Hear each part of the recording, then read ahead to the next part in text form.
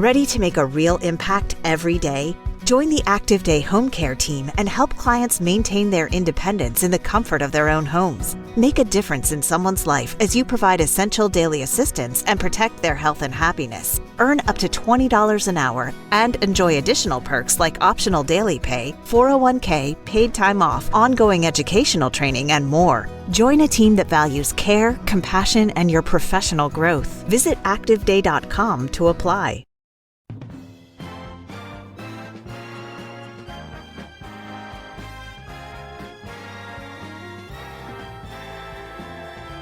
Now, the greatest radio shows of all time. Suspense. The Shadow Node. Washington calling David Harding, counter-spy. Classic radio theater. The Great Gildersleeve. Fibber McGee and Molly. Dragnet. Gunsmoke. The Lone Ranger. Now, step back into our time machine with your host, Wyatt Cox. Good evening, friends of the Inner Sanctum. Drama on this Monday with episodes of Boston Blackie starring Chester Morris, the screen Boston Blackie, from 1944, Calling All Cars from 1937, Escape from 1950, and the CBS Radio Workshop from 1957. And we'll wrap it all up with an episode of The Couple Next Door. That's all straight ahead on this Monday. This is the last day of June, 30th day of June, 181st day of the year. We have 184 days left in 2025. French acrobat Charles Blondin, also known as Jean-Francois Gravier, walked across Niagara Falls on a tightrope on this date in 1859.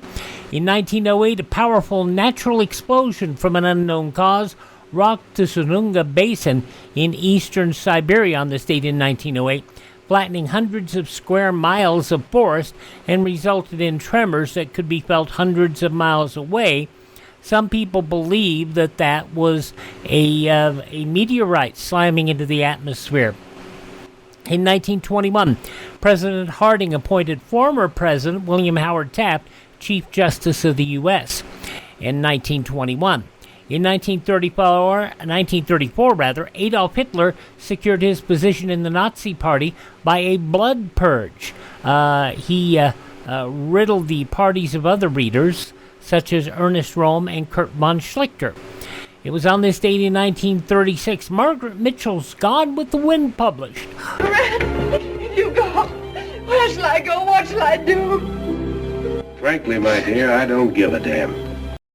Mitchell received $50,000 from David O. Selznick for the movie rights to the book, over $1 million today, adjusted for inflation.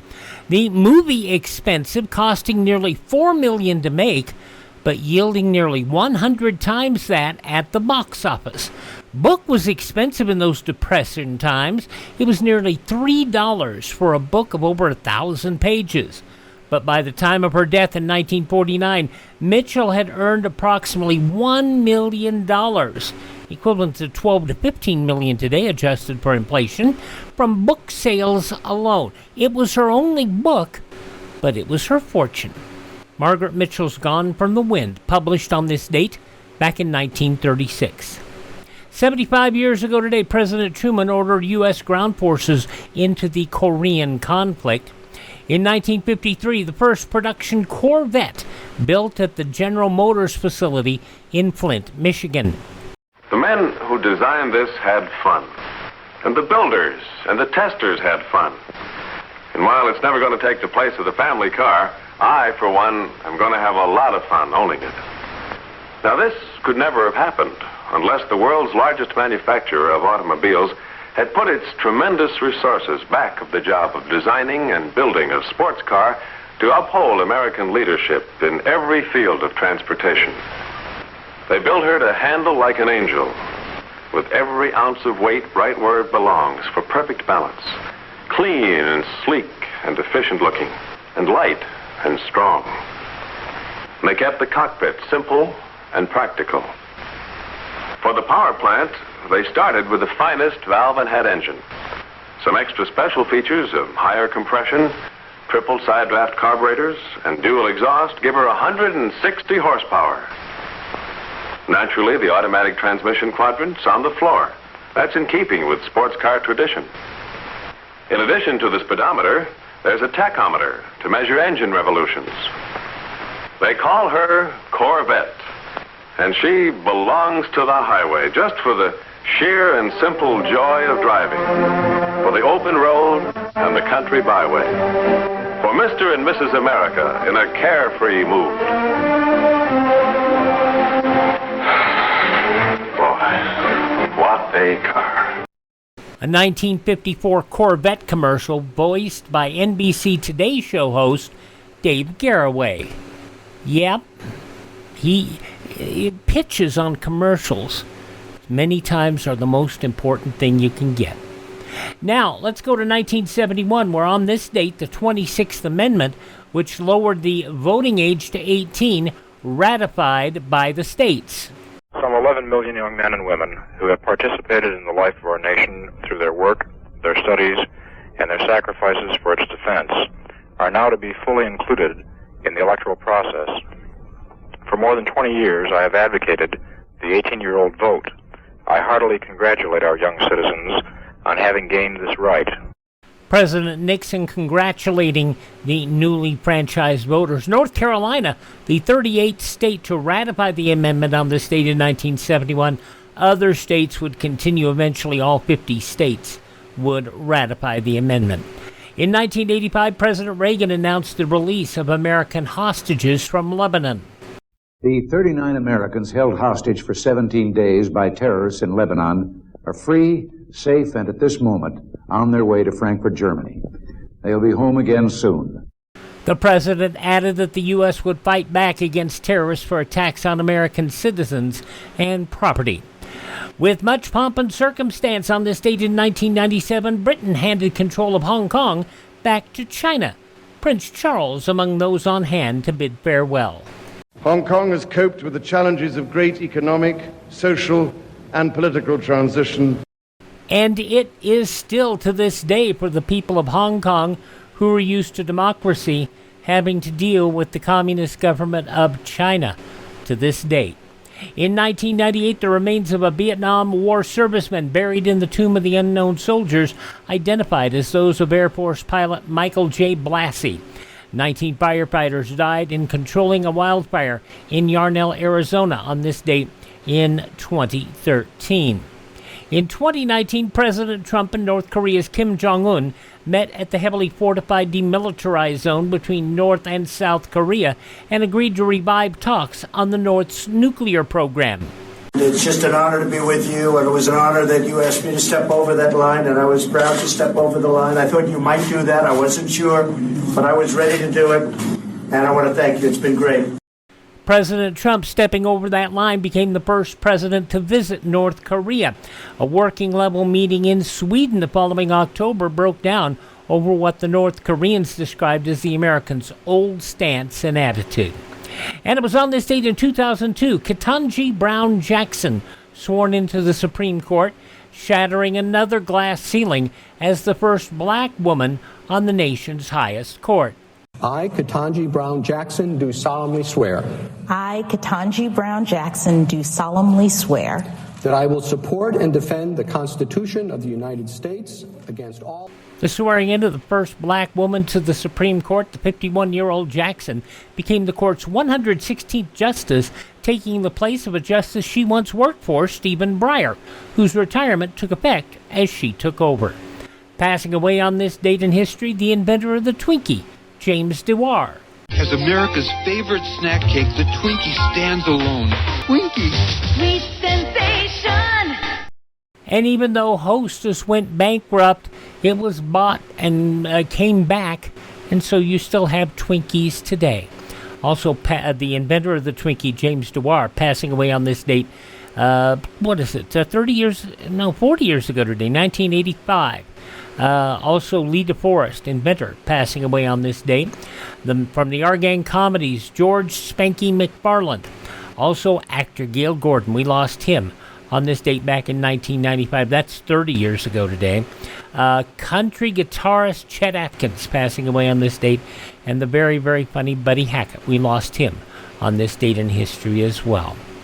A man who wrestled, oh my gosh, till 2017. He was born on this date, a man by the name of Terry Funk. Dusty Rhodes, you no good for nothing, egg-sucking dog. I'm sick and tired of having you claim to be a cowboy. You with your putrid body, your varicose veins, trying to claim that you are the greatest at a bull rope match. You don't even know what a bull rope match is. You don't even know what a rodeo is. You're a drug store cowboy. That's exactly what you are, and I've rode in rodeo after rodeo after rodeo, and I intend on doing the same if I ever get you in the ring in a bull rope match. One of the greatest bad guys in wrestling history, Terry Funk. He was born on this date back in 1944. He was wrestling after the age of 70. He had his last match in 2017. We lost him back in 2023 at the age of 79. Also born on this date in history, two other famous pro wrestlers, Man Mountain Dean and Ed Strangler Lewis, both born on this date. Also of note, actress Susan Hayward, the wonderful singer-actress Lena Horne, also magician Harry Blackstone Jr., and the Supremes Florence Ballard, all born on this date in history. Hi, this is Jeff Foxworthy. It is now time for the birthday announcements. The following people are now officially older than dirt. From Too Close for Comfort, the wife of Ted Knight in that, Nancy Dussault, 89 today. He played Steve Rhodes in Married with Children. David Garrison, 73. From In Living Colored and Jumanji, David Alan Greer, 69. From Men in Black and Full Metal Jacket, Vincent D'Onofrio is 66. Boxer Mike Tyson, 59. I'm the best ever. I'm the most brutal and vicious and most ruthless champion there's ever been. There's no one can stop me. I'm the best ever. Great talker in a lot of ways, too, which is probably why he also got involved in wrestling. He's appeared in the WWE and also in All Elite Wrestling. Mike Tyson, 59 today. From Patch Adams Saw and Head Over Heels, Monica Potter is 53 today. Dax Harwood, one half of the tag team FTR, working for All Elite Wrestling now, 41 years old today, Dax Harwood is. And the funny thing about the name that they use, FTR, is it was, I guess you might want to call it what they call in the wrestling business a rib, because some of the other people in All Elite Wrestling, before they came in, called them, basically their name was, they were called the Revival. And they said, F the Revival. So they took the name FTR when they came into All Elite Wrestling. Dax Harwood, 41 years old today. Swimmer Michael Phelps, the Olympic gold medalist, 40 years old today. Phelps has the record. A record Olympic gold medalist, Michael Phelps, 40 years old today. He was one of the founding fathers of All Elite Wrestling. Now he's back in the WWE. Cody Rhodes, the son of the American Dream, Dusty Rhodes. Cody Rhodes, 40 years old today. And another wrestler, although not as high on the food chain, former WWE talent, now in TNA Wrestling, Alicia Fox, 39 today. Those just a few of the people who celebrate the last day of June as their birthday. If this is your birthday... Hi, we're the Four Freshmen, and we just want to say, Happy birthday to you! And we get underway here on this Monday Classic Radio Theater with Wyatt Cox, an episode of Boston Blackie, the summer replacement series in 1944 for Amos and Andy, starring screen star Chester Norris. From 81 years ago, June 30th, 1944, that's next. Ready to make a real impact every day? Join the Active Day Home Care team and help clients maintain their independence in the comfort of their own homes. Make a difference in someone's life as you provide essential daily assistance and protect their health and happiness. Earn up to $20 an hour and enjoy additional perks like optional daily pay, 401k, paid time off, ongoing educational training, and more. Join a team that values care, compassion, and your professional growth. Visit ActiveDay.com to apply. Civil defense is common sense. Hi, this is Tony Bennett. Make sure you're prepared if a nuclear attack ever comes. We get rolling here on this Monday edition of Classic Radio Theater with Wyatt Cox. Crime, Chester Morris, who played Boston Blackie in the movies, and he was the Boston Blackie in the summer series. This was what they did in the summer while Amos and Andy took the summer off, which they always did. Every show in the 30s and 40s very seldom did more than 39 weeks. They took the summer off because at that time, the only way they did ratings for radio, and ratings were as accurate then as they are now, but the only way that they didn't think that people would be at home during the summer months. They figured they'd be out doing stuff. They didn't think they had a radio with them, so they had no way to contact them to see what they were listening to. So what they ended up doing is they would put summer shows in just to keep the sponsor happy and to come up with something to make the needles move, if you will. And so Chester Morris, screen star, starred as Boston Blackie for this 13-week series, 81 years ago, June 30th, 1944. 10 p.m. Eastern Wartime. Your dial is set at 660, WEAF, New York.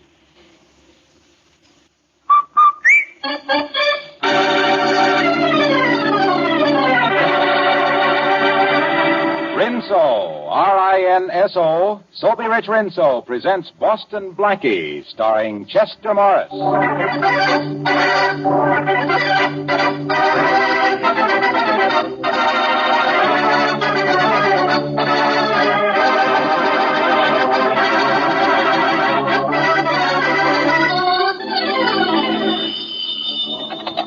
Hello? Is Mr. Manleder there? Why, no, I'm sorry, he's not. This is his secretary, Miss Rochelle. Can I help you? Yes, you can deliver a message for me. I've been trying to reach him all day. This is John Partridge, president of the Morton National Bank. Mr. Partridge, but... Well, Arthur Borden is president of the Morton Bank, isn't he? Not since yesterday, he's not. Give this message to Mr. Manleder, please. Tell him that his notes to the bank were due and payable on Monday of this week, and we must have our money. But, Mr. Partridge, we showed our books to Mr. Borden only last week, and he agreed to extend the notes until our accounts receivable came in. Our business is in fine shape, Mr. Partridge. Our books prove it. Please tell Mr. Manleder that we'll accept our money in the morning, Miss Rochelle. But it's $100,000. We can't possibly raise that money overnight. I'm sorry. That's Mr. Manleder's problem. Goodbye. $100,000. Hello, Gene. Mr. Manleder, the bank just called. There's a new president, and they want to foreclose on my notes. How did you know? Read this letter. I got it at the house this morning. Here, read it. If you want to know how to prevent the bank from foreclosing on your note, have your friend Boston Blackie visit a house at 50 Hunter Street at 7 o'clock this evening. Signed, a friend. Mr. Manleder, what does that mean? I don't know. I can't see any connection between the bank and Blackie. But I do know I won't ask him to go to Hunter Street. Well, can we raise $100,000 for the notes overnight? I don't think so, but I'll try. Well, there isn't much hope. Then you must call your friend Blackie. No, it can only mean trouble for Blackie. I don't know how or why, but it must be trouble for him if I'm being forced to ask him to go there. But Blackie thrives on trouble, Mr. Manleder, and it'll save your business. No, I won't call Blackie. I'm going out to try to raise the money. You'll hear from me later. All right, sir. Alice, will you call a number for me, please? Get me Boston Blackie.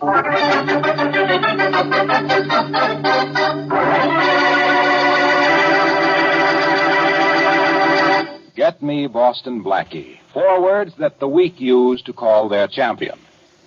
You know, some expressions seem so natural and right, we use them all the time without even thinking, like ruby red and sky blue and so on. Well, what I get a particular kick out of is the fact that we've added a new one to the nation's vocabulary. Yes, I hear tell that nowadays you ladies say Rinso White when you want to talk about really white clothes. Of course, there's a mighty good reason why Rinso gets your clothes so white. Rinso's soapy rich suds won't take no for an answer from dirt. They pitch right in your tub or washer and go to town. Yes, Rinso gets out more dirt. And that's why you ladies are able to turn out those beautiful Rinso White, Rinso Bright washes. So next wash day, whistle for the kind of wash you're proud to hang on your line, like this. And remember, it stands for Rinso White. Now, meet Chester Morris as Boston Blackie.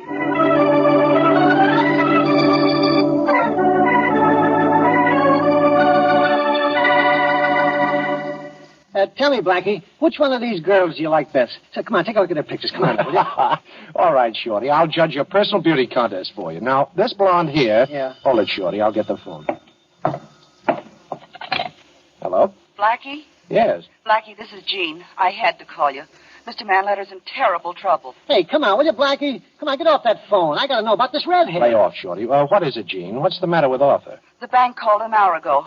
I've been trying since then to reach you. They're going to take over the business if Arthur doesn't redeem his notes for $100,000 by tomorrow morning. Well, they can't do that, Jean. Yes, they can. The notes are overdue. Hey, boss, what about this brunette? Now, come on, will you? Quiet. Not you, Jean. Look, honey, I haven't anywhere near $100,000, and I wouldn't know where to go to get it by tomorrow morning. I didn't expect you would, Blackie, but Mr. Manleder received a message saying that if you come to 50 Hunter Street at 7 o'clock tonight, the notes will be renewed. If I go to 50 Hunter Street, well, what does that mean? I don't know, Blackie. But if I show up, they'll renew? That's what the note says. Mr. Manleder knew you'd be in some kind of danger if you went, and he wouldn't ask you. Oh, don't worry, chick. You'll hear from me. Bye. So you finally got done. Now, come on, help me. Look at it. See, I got 50 pictures here. Pick out the one I should pin up on my wall. I can't do anything about your pin-up problem now, Shorty. Oh. I've got something at 50 Hunter Street that I've got to pin down.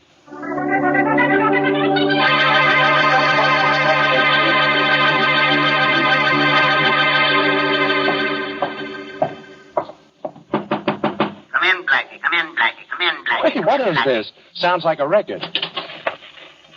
Hey, you behind that desk. You in the mask. What is this? Come on, talk. First of all, Boston Blackie, don't try anything foolish. There's one of my men behind you with a gun.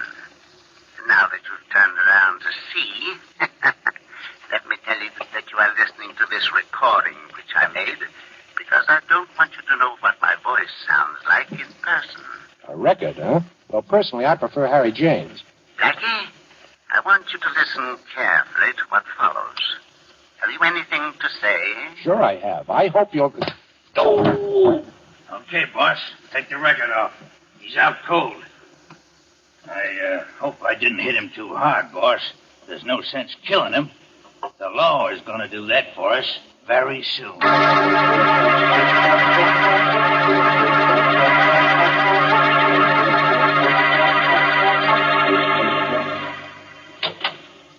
Gee, Blackie, where you been?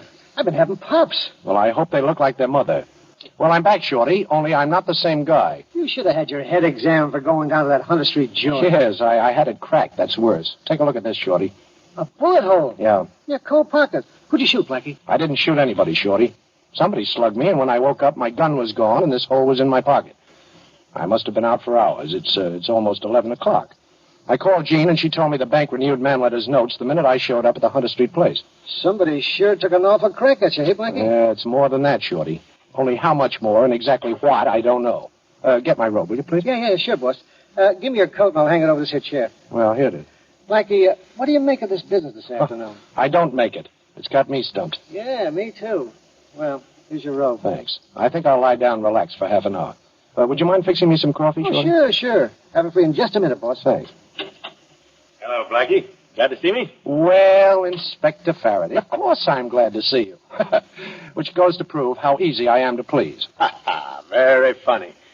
Now, Blackie, I think you overdid it this afternoon. Well, my head sure feels like I did. That isn't what I mean. Did you ever hear of a private detective named Fred Visual? That crooked Shamus? Yeah. Oh, sure I've heard of him. And he's heard of me, too, Faraday.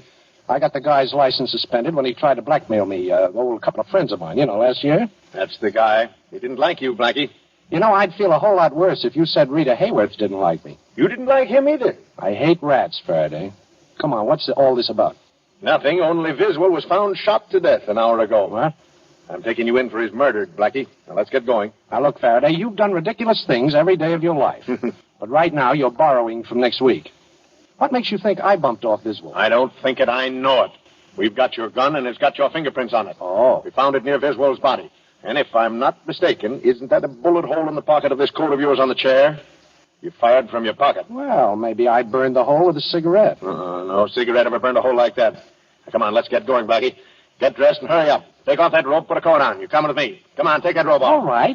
Pretty robe, isn't it? Too bad you won't be allowed to wear it in jail. You like this robe, Inspector? Mm-hmm. Well, here, take a good look at it. Lovely. Take a good look at it. Right over your head. Shorty.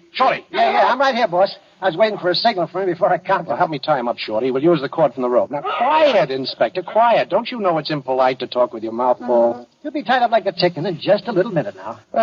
Well, I know what the score is now, Shorty. Somebody's fixed it to look like I knocked off Fred Viswell. Yeah, I heard. And a very pretty picture, is it, boss? I'm not worried about the picture, Shorty. I'm worried about the frame.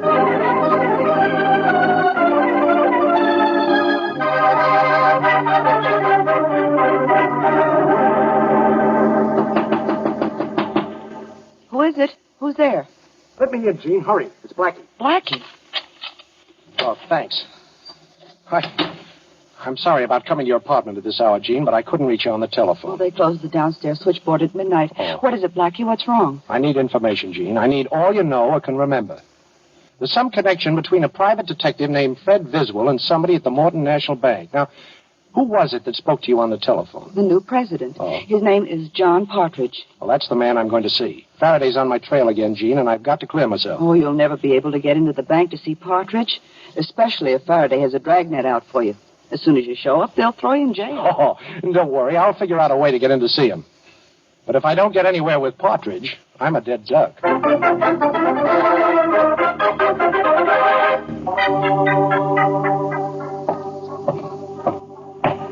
morning, Mr. Partridge. Good morning. Good morning, Mrs. Howard. Good morning. Oh, I left you a mail on your desk, Mr. Partridge. Thank you. I'll be in my office if anyone wants me. Don't open your mouth, Partridge, or this gun will shut it permanently. Why? What do you want? Aren't you one of the special police that protects the bank? Oh, well, don't let this uniform fool you. I wore it just to get in here. And keep away from your desk. You know, I'm allergic to the sudden pushing of buttons. Ah, that's better. Now, do you know who I am? No. I'm Boston Blackie. That doesn't mean a thing to me. Oh, I think it does. You called Arthur Manleder's office and told him the bank wouldn't renew his notes. But he received a letter saying that if I were to go to 50 Hunter Street, the bank would renew. Maybe you know what you're talking about, but I don't. You've got to be the man behind a pretty shrewd frame-up, Partridge. Unless you're acting on somebody's instructions. Now, which is it? You know that if I raised my voice, you'd be shot dead by the bank guards before you could go through the front door. Well, I'd have company, Partridge, believe me. You. Inspector Faraday thinks I killed a man. They don't hang you twice for double killing. Why was I framed for the murder of Fred Viswell? I don't know any Fred Viswell, and I don't know anything about any telephone call that was supposed to be made by me to Arthur Manleder. Oh, you don't, huh? How about the renewal of Manleder's note? There never was any question about renewing Manleder's note. His credit is excellent. The note was renewed by me personally at 10 o'clock yesterday morning with a notary attesting to the time. And that was certainly long before my alleged phone call. Oh, you played it cozy, huh? You knew Manleder would call me, so you bluffed him. How long are you going to make me stand here? Can't you see there's nothing I know that can help you? Why don't you go? I will. I've got another stop to make. But the minute I leave this office, you'll call for help, of course. Of course. Oh, but you're not going to. Oh. You know, the only way you can do any calling, Partridge, is to talk in your sleep.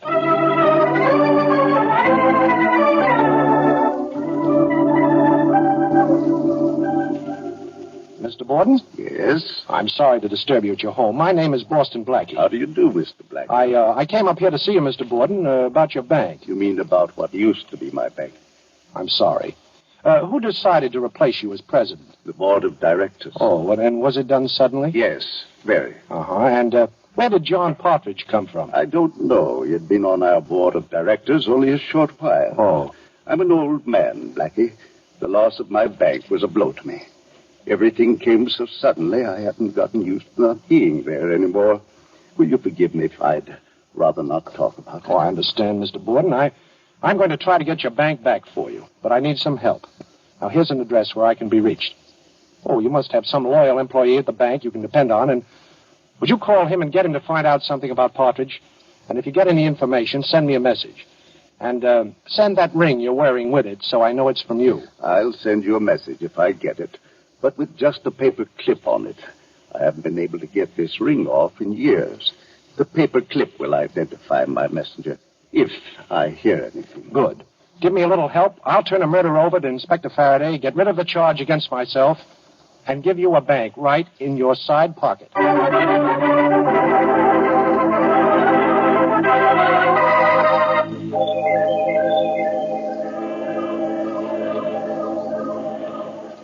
We've got to stay down here at my waterfront hideout during the day, Shorty.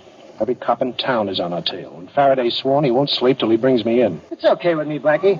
And go ahead, it's your deal. You got me, let me see, you got me 60 to 17 and 2 boxes. Go ahead, it's your deal. You know one thing about gin rummy, it sure passes the time away. Yeah, it passes my dough away, too. Okay, you two. Hoist him.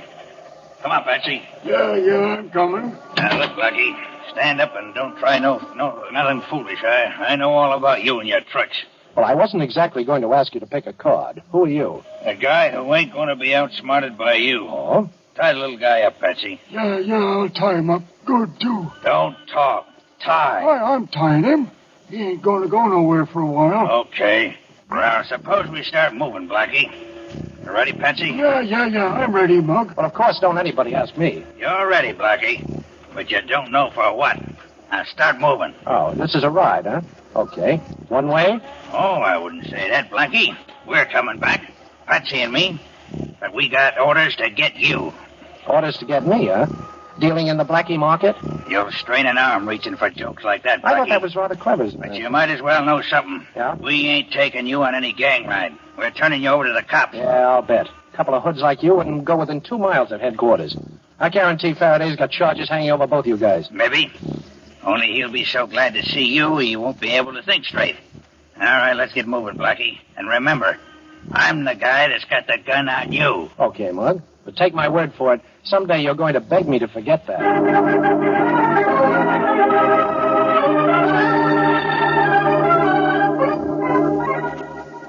Blackie, there's something natural about the way you look behind bars. Yeah. They look good on you. Oh, thanks. You've got no idea how nice it is to see you sitting so sweetly in that cell. Now, Faraday, listen, I didn't knock off Iswell. No kidding. Oh, of course not.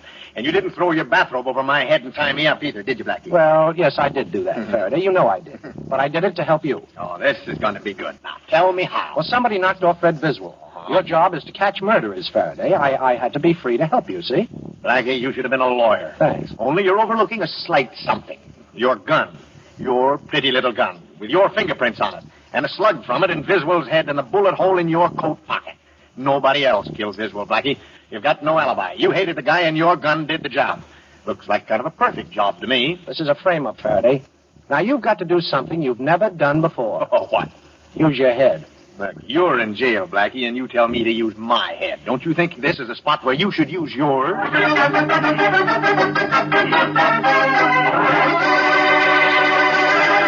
Well, it seems as though Inspector Faraday is about to realize a lifelong ambition and has finally found a charge against Boston Blackie that will stick. However, that remains to be seen, of course. You know, you ladies really have it all over the men, folks, when it comes to being sensible about clothes. Come summertime, for instance, you know that one of the tricks of keeping cool is to look cool. And what could look cooler, crisper, and prettier than those bright cotton washables you wear? It's important, though, to remember to keep them bright and crisp. And that's where our soapy-rich Rinso comes in. No point in working your head off in summertime, boiling and scrubbing clothes. And you don't have to with Rinso. A short soaking in Rinso suds, often as little as 10 minutes, is enough. Then a few quick finger rubs on extra soiled places, and your clothes are ready to rinse. And believe you me, you'll be mighty proud of how your wash looks, too. Your lovely colored washable cottons will stay fresh and bright, week after week, wash after wash. And your white clothes, well, it goes without saying, they'll be, yes, Rinso white. So get Rinso next wash day for a Rinso white, Rinso bright wash.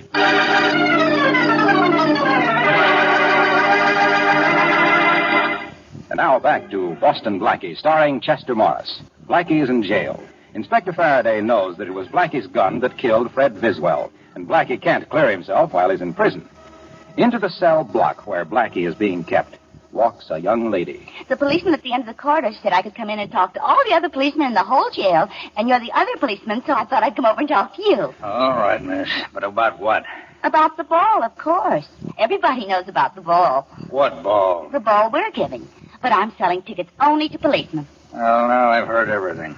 Selling tickets to policemen for a civilian's ball. How much are they? $1. But the policeman at the end of the corridor said that if I came up...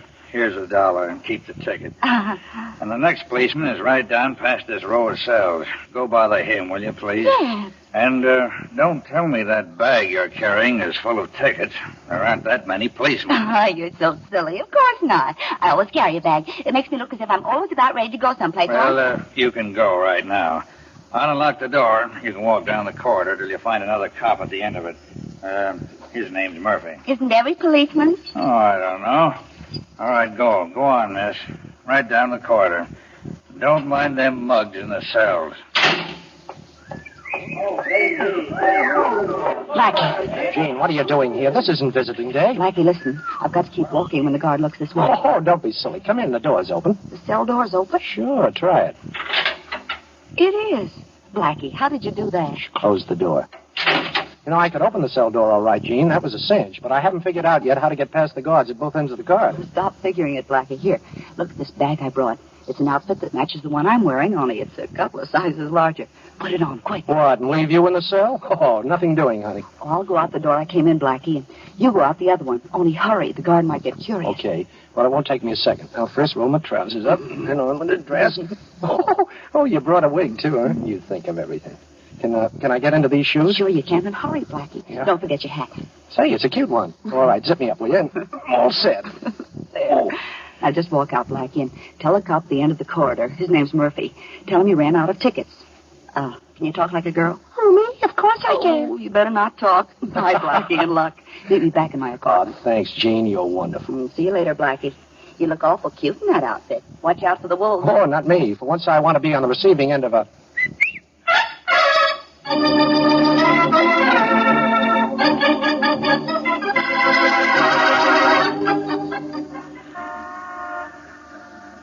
This is the house, Shorty, 50 Hunter Street. I don't know what I'd expect to find here, but let's go in. Why, boss? Well, maybe I can pick up something inside that'll give me a clue to that masked man. You see any lights? No. Nope, there ain't anybody. Okay, now don't hit your flashlight till we close the street door. Oh, what kind of a lock is this? I don't know. But if you're working on it, it's an easy lock. I'll guarantee that. No, Shorty, it's an open lock. Come on in. Shh, quiet. Hit your flash, Shorty. Right. Yeah, this is the room where I got conked. The masked guy sat right over there facing me with his hands folded on that table, and he... Shorty. What? Oh, what happened? I know now who the masked guy was, Shorty. Yeah? I'm going to straighten out this whole mess. Wait till I look up a number in this phone book. Let's see. Who are you calling, Blackie? I'm calling the murderer of Fred Viswell. Wait a minute. Yeah, here it is. Well, now let's hope I sound like the mug. Hey, boss, this is a mug. Come right down to Hunter Street house. We got Blackie here. He's hurt. Oh, you want to talk to him? Okay. Talk to the boss, Blackie, or you'll get it again. Here, take the phone. So you're the boss, huh? What am I supposed to do, applaud? Give me that phone, Blackie. Okay, boss. Yeah, that sure is Blackie, huh? Oh, you'll be right down? Good work, eh? Good. Yeah. What a swell. Okay, Shorty, now you beat it. I'm staying right here, and I'm handling this alone. But I have a job for you when you get outside. Okay, boss. It may decide who dies for the murder of Fred Viswell. And just between us, I'd rather it wasn't me.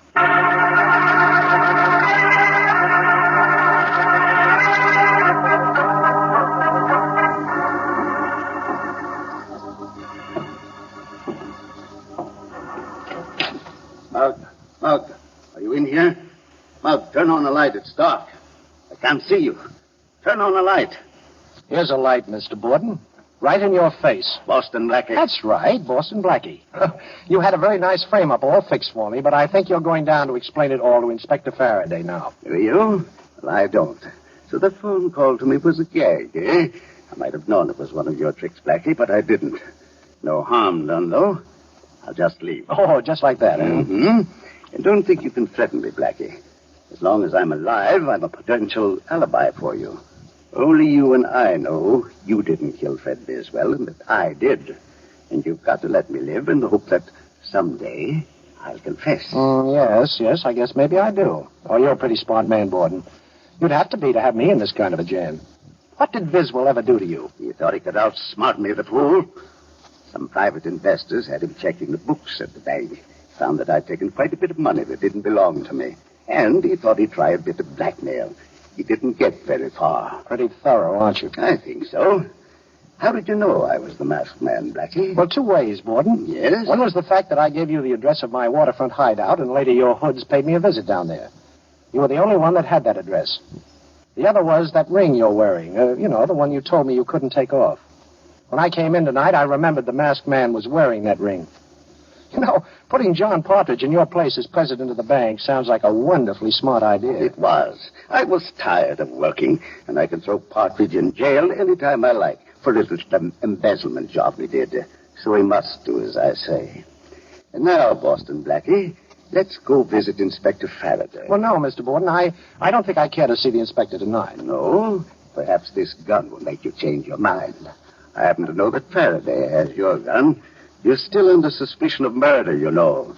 And if you try to escape, Blackie, I'll think nothing of killing you in cold blood. I believe you would, Borden. All right, I'll go with you. I guess I'd rather be a live prisoner than a dead suspect.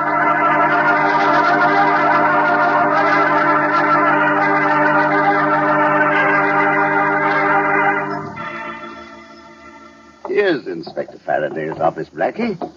Walk right in. Go on. Okay, if you say so, Borden.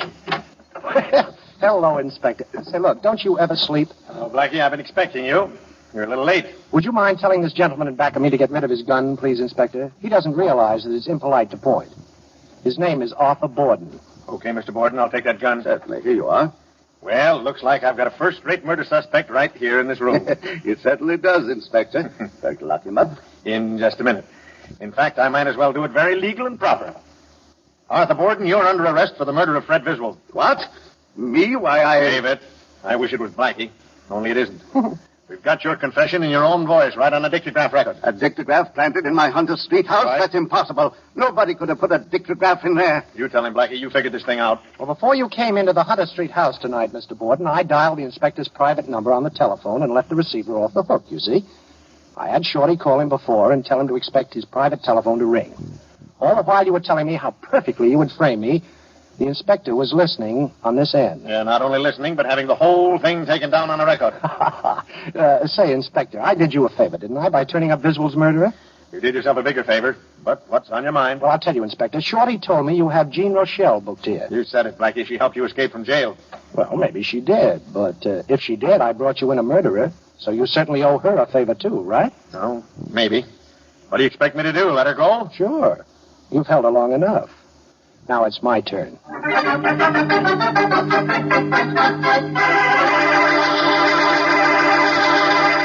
You've heard about making mountains out of molehills, but here's how to make mountains of dishes go right down to nothing in a hurry. You put some Rinso in your dishpan, and up go the suds. Plenty of thick suds from surprisingly little Rinso.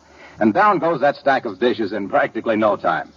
Yes, dishwashing is a mighty easy, simple job with Rinso helping out. China, silver, glassware, they're all shining brightly in a jiffy with Rinso's soapy-rich suds on the job. Why, even your pots and pans come clean easily when Rinso gets to work. Use Rinso, too, for all the soap and water jobs around the house. It's swell.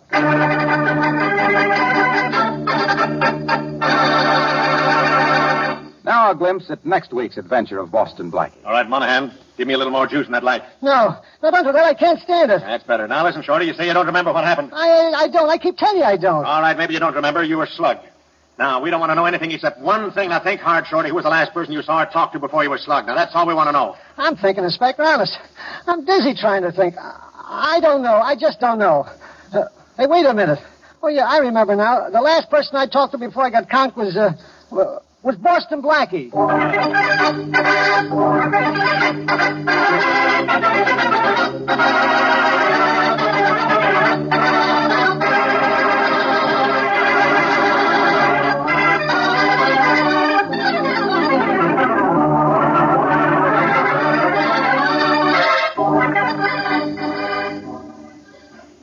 Be sure to listen in at this same time next week for another exciting adventure with Boston Blackie, starring Chester Morris with Richard Lane as Inspector Faraday. You can see Chester Morris as Boston Blackie at your favorite movie theater. Boston Blackie's latest Columbia picture is One Mysterious Night, soon to be released. Original music for the program was by Charles Cornell. This is Harlow Wilcox speaking for the makers of Rinso and wishing you all a very pleasant good night.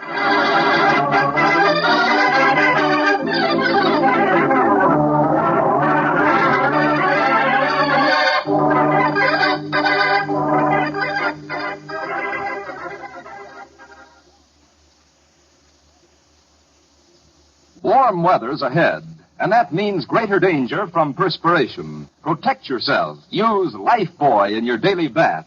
You know, of 7 leading brands, Lifebuoy gives you the most soap for your money. And its rich, purifying Lifebuoy lather agrees with your skin. And don't forget, Lifebuoy is the only soap especially made to stop... And yes, the NBC radio station at the time went by the call letters WEAF. And this will make you even more spooked. At the time, CBS's main station was the call letters were WABC. Wouldn't be till years later that they would get that all squared away. But yes, that's true. 81 years ago today, June 30th, 1944, Boston Blackie here on Classic Radio Theater with Wyatt Cox. By the way, radio station WEAF carried the very first radio commercial. I'll tell you about that in a little bit, but then we'll get to calling all cars, too.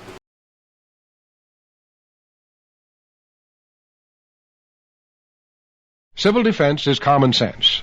This is Fred McMurray. Home shelters can be built for as little as $100. Simple plans for building inexpensive home shelters are available free from your civil defense office. Ask for a copy of the Family Fallout Shelter booklet. I mentioned that radio station WEAF aired the very first paid commercial on radio. It aired on August 28th, 1922. We do not have a recording of it. We don't have the exact text of it. It was a 10-minute advertisement for the Hawthorne Court Apartments in Jackson Heights, Queens, sponsored by the Queensboro Corporation. It was read live on the air by a company representative, a simple real estate pitch inviting listeners to consider moving to Jackson Heights. The ad emphasized the modern features, quiet suburban living, and proximity to New York City, and it cost $50 for the 10 minutes. You could not get 10 seconds on a New York station at this point in time for $10. Okay, let's roll on here on Classic Radio Theater with Wyatt Cox. We're going to head out west for the West Coast program, Calling All Cars, sponsored by the Rio Grande Oil Company. This is from 88 years ago, June 30th, 1937, the case of the Perfumed Cigarette Lighter.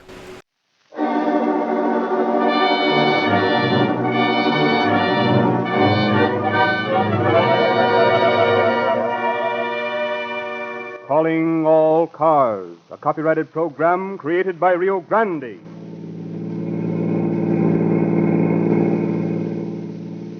San Bernardino Sheriff's Office calling all cars. Attention all sheriff's cars. Broadcast 188.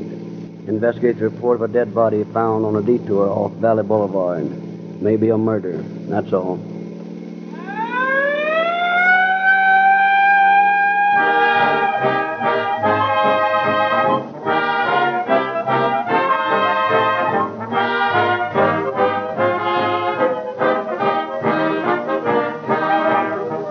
Rio Grande's short story. Cracking is the finest method of producing gasoline. On this fact, oil men universally agree. Rio Grande Cracked is refined by the Sinclair refining process. And Sinclair is the world's largest independent oil company whose products are used in 45 nations of the world. Rio Grande Cracked is a patented, exclusive product that you can buy only through Rio Grande dealers. In the West, only Rio Grande has been licensed to use the Sinclair process. The best judges of gasoline are the buyers and users of gasoline for police cars, fire engines, and other emergency equipment. Police cars drive 800% more than the average motorist. They drive longer, faster, farther, and harder. More police cars, fire engines, ambulances, and other emergency equipment use Rio Grande Cracked wherever it is sold than any other brand. Over 30 cities and counties have specified Rio Grande Cracked as the finest gasoline obtainable to power their emergency equipment. Last year, they drove 55 million miles. With the gasoline that will give you police car performance in your car. Rio Grande Cracked gasoline. At your independent Rio Grande dealer. Tomorrow.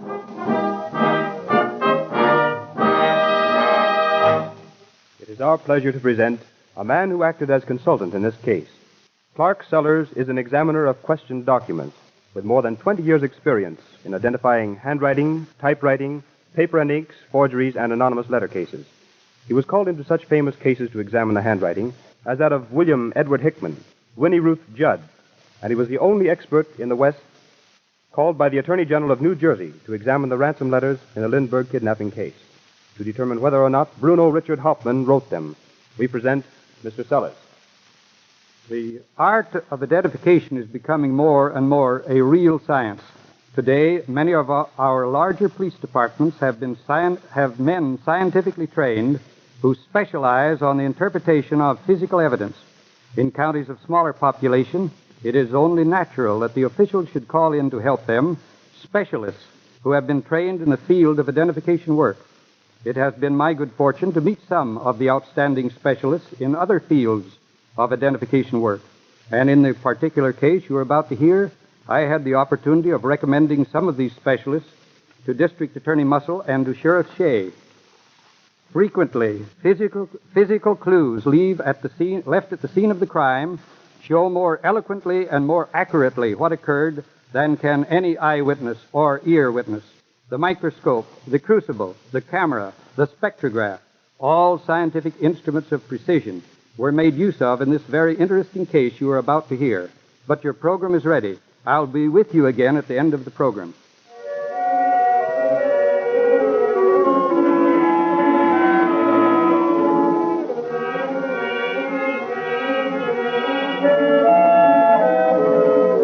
A pale moon glimmered through the trees and cast weird shadows across the deserted road. A heavily loaded truck bumped along the rough terrain. The driver dreaded the dusty, unpaved road. Suddenly, lights came out of the darkness ahead. The driver saw the dim outlines of another truck. Headlights, taillights, clearance lights, all burning. Huh. Well, that's a crazy place for a guy to park his truck. Hey, you need any help? Hey! That's funny. Don't seem to be nobody around. I think I'll take a look. Now, where the Sam Hill's that flashlight? Nobody in the cab. Radiator's warm. Well, maybe he had a flat, huh? I'll take a look. Hey, wait a minute. This looks like blood. It is blood. There's something fishy about this. Good Lord. I'm going to phone the sheriff's office.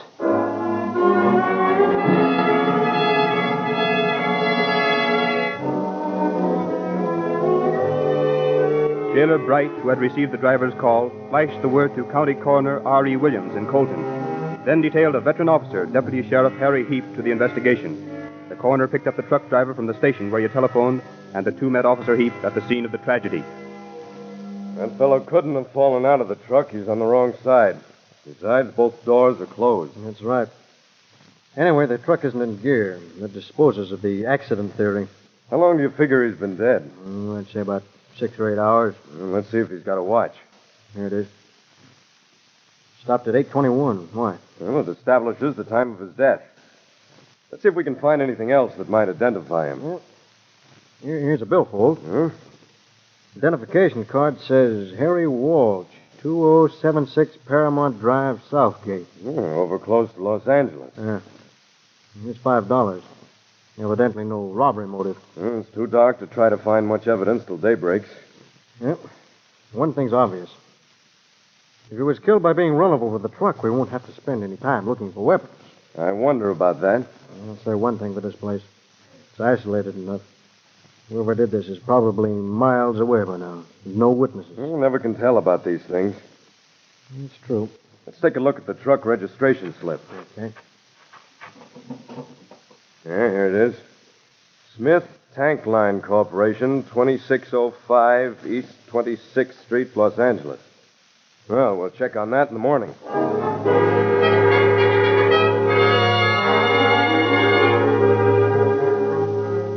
At daybreak, the force of investigators was augmented by Under Sheriff Emmett Shea and Deputy Sheriff O.W. Bottorff, Superintendent of the Identification Bureau. Coroner Williams, meantime, has made a discovery. Here's a cigarette lighter one of the truck drivers found under Walsh's truck in the sand there. I wonder what a truck driver would be doing with a perfumed cigarette lighter. I didn't know they went in for perfume. Better put it in a glass jar to preserve that odor. Maybe as valuable as a clue. Look, here's something else. Footprints under the truck here. They must have been made by a giant, judging by the size. They're at least 14 inches long. Here's some more tracks, too. Evidently a woman's foot made them. Sort of pigeon-toed, wouldn't you say? Yeah. See the way the ball of the foot curves in from the heel? I still don't think that the guy that murdered Walsh just wandered off. I'll bet my hat you'll find car tracks around here somewhere. You're probably right. Let's take a look. Hey, Bill, come here. What is it? Oh, Bing.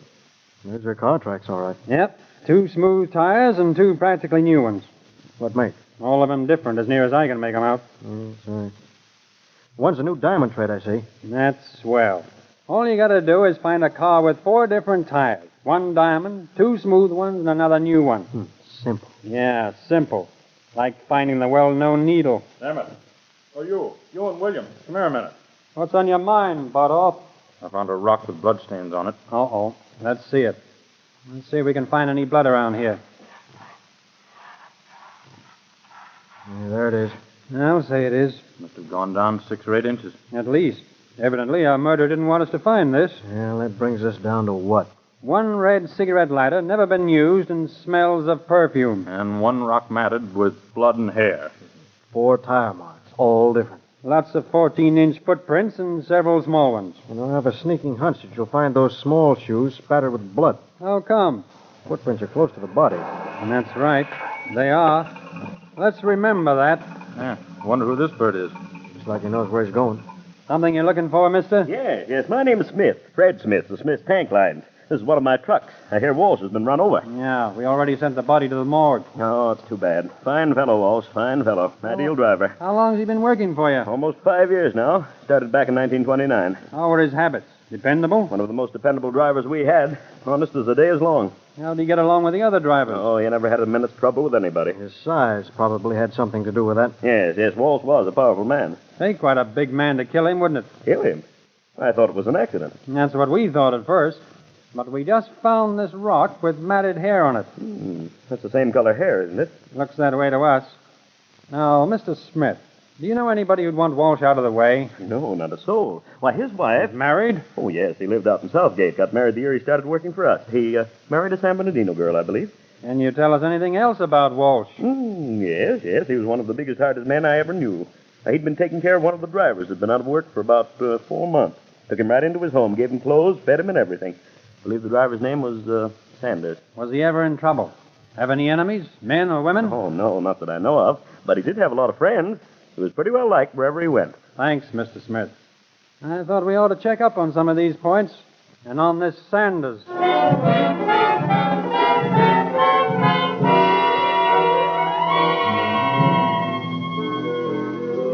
Back in San Bernardino, the deputies gathered in the office of Sheriff Ernest Shea and took time out to review their evidence. 2 officers were sent to Los Angeles to break the news to Mrs. Walsh.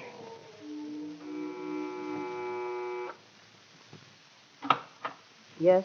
Are you Mrs. Walsh? Yes, who are you? I'm Deputy Sheriff Heap from San Bernardino. This is Deputy Stocker. How do you do? Well, what can I do for you?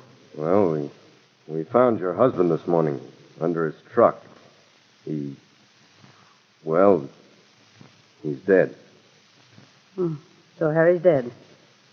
I always told him he drove too fast. Yes, and, we thought you might be willing to help us clear up some points. Well, of course, I'll help you all I can. Would you mind running over to San Bernardino with us?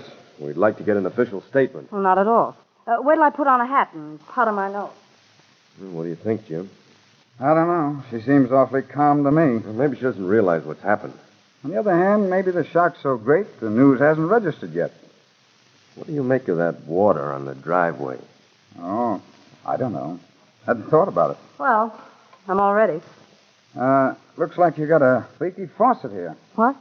That water in the driveway. Yeah. Oh, well, I always wash my car on Sunday morning. Tiny helped me this morning. Who's Tiny? Tiny Sanders. He used to live with us. I see. Where is he now? Oh, guess he's home. I don't see him very often. Hmm? How's about one of us driving your car, Mrs. Walsh? The other one can go with you in ours. That's fine. Well, you two go in our car, and I'll follow you. By the way, where does Tiny live now? Well, he's living over in Huntington Park. We have to pass right by his place, and I'll point it out.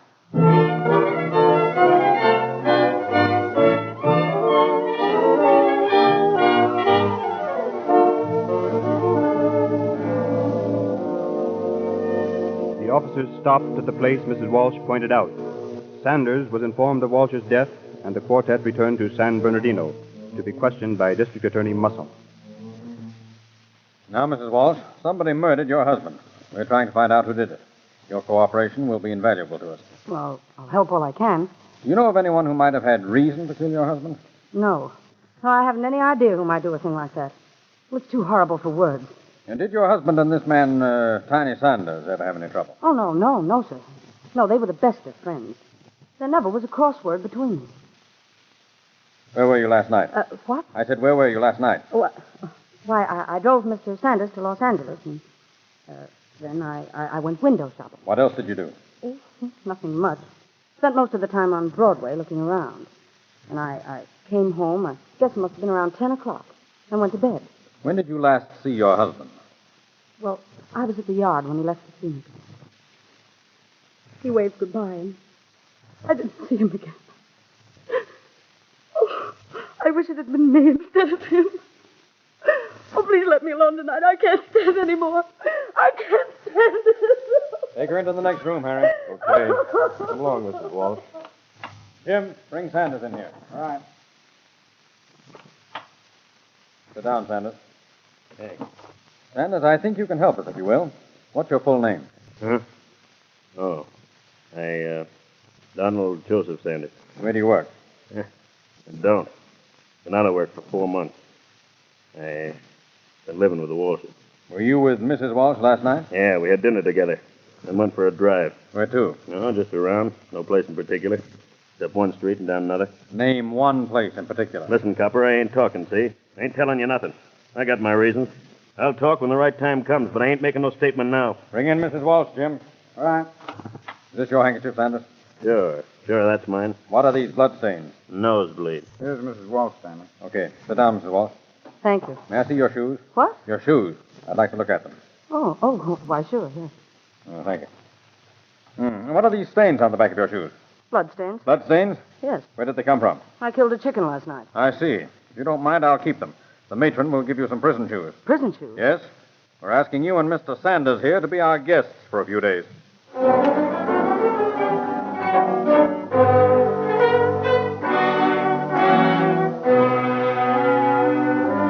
Sheriff Ernest Shea, District Attorney Muscle, and the officers working on the case, after comparing notes on the evidence already collected, felt the necessity of calling in an expert on several puzzling questions. Accordingly, Clark Sellers was called from Los Angeles.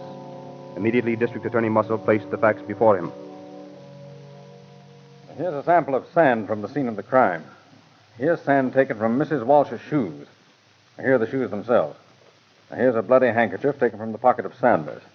Here's a perfumed cigarette lighter. Well, this case requires various specialists, scientific men who are trained to interpret clues. Now, where did this cigarette lighter come from? Mrs. Walsh claims she gave that to her husband 3 weeks ago. Peculiar odor, isn't it, for a truck driver to carry around? Have you examined Mrs. Walsh's purse? Yes, here are the articles. Bottle of perfume, powder puff, handkerchief. Got a lot of junk here, hasn't she? Yes, the usual stuff a woman carries around. What else have you found? Well, here's a rock we found at the scene of the crime. The murdered man's billfold, pictures of the body, a truck, and the tire marks found at the scene. Found the car that made the tire marks? Hey, Stan, take a look out that window. Oh, what is it? See that coupe in the jail yard there? Yes, that's a Walsh car, isn't it? Take a look at that right rear wheel. Well, I'll... Say, look, Sellers. There's the car that made those tracks. Well, I'd suggest that you take impressions of those tires, then drive out and get impressions at the scene of the crime. I'll just take this purse and perfume along, if I may, and this lighter. I'll have to have them inspected by an expert in that line. I'll report to you just as soon as we find anything definite.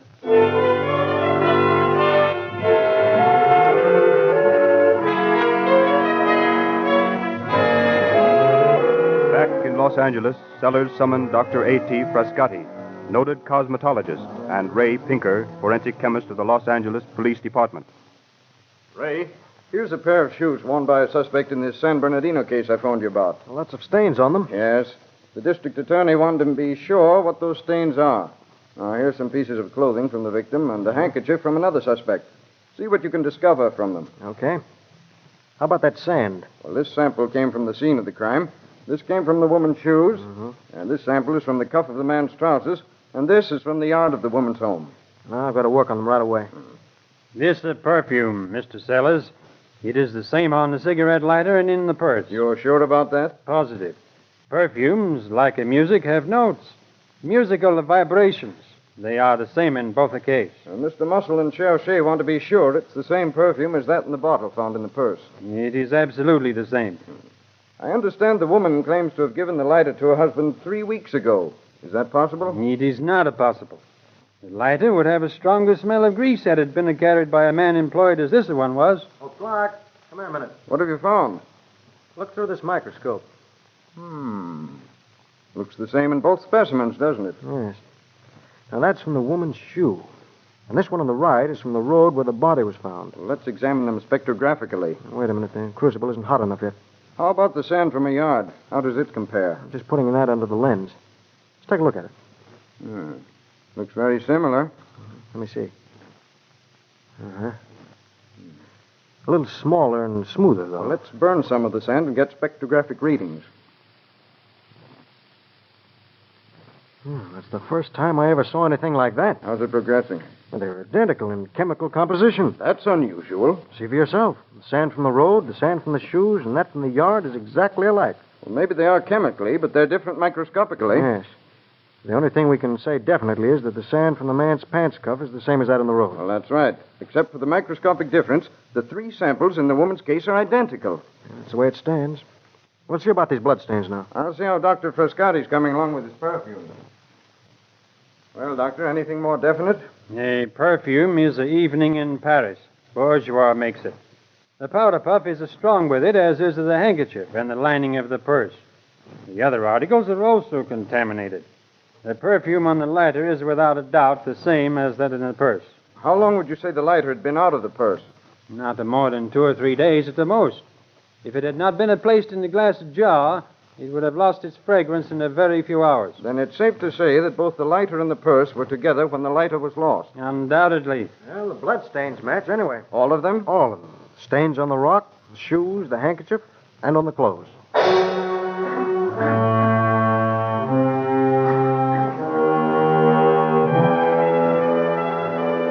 Additional stains were found on the clothing of Sanders and on the upholstery of the Walsh coupe. These also proved to be of human blood. On the basis of these findings, the case was submitted to the grand jury on February 27th, just 17 days after the crime. The jury reviewed the evidence and returned indictments charging Mrs. Walsh and Sanders with the murder of Harry Walsh. In the courtroom of Superior Judge Frank Leonard on April 24th, the case came to trial under the prosecution of Chief Deputy District Attorney James King. I call attention of the jury and the court to the evidence in this case. Here is Exhibit A. Peculiar tire marks found at the scene of the crime. They are the same as the tire marks made by the car of Mrs. Walsh. That car must have been there. I show you here a photograph of the footprints found in the sand beside the truck. They are identical with the footprints of the defendant Sanders. The truck driver who found the body testifies that. I found that motor of the truck running and a body underneath the wheels. Investigators found... He couldn't have fallen out and then have the truck run over him because both doors were closed and the car wasn't in gear. I found a rock with bloodstains on it, matted with hair. Other witnesses, expert chemists, have testified that... The sand from the man's pants cuff is the same as that in the road. The perfume is an evening in Paris. The powder puff from the woman's purse is a heavy with it, as is the handkerchief and the lining of the purse. The perfume on the cigarette lighter found beside the body is undoubtedly the same as that in the purse. And another expert witness says that... According to analysis by chemist Pinker, the bloodstains on the rock, the handkerchief taken from Sanders, the woman's shoes, and the clothing of the victim all match. When officers went to the home of Mrs. Walsh, she told them... Oh, that water in the driveway? Oh, I always wash my car on Sunday. Tiny helped me this morning. Huh? Who's Tiny? Tiny Sanders. He used to live with us.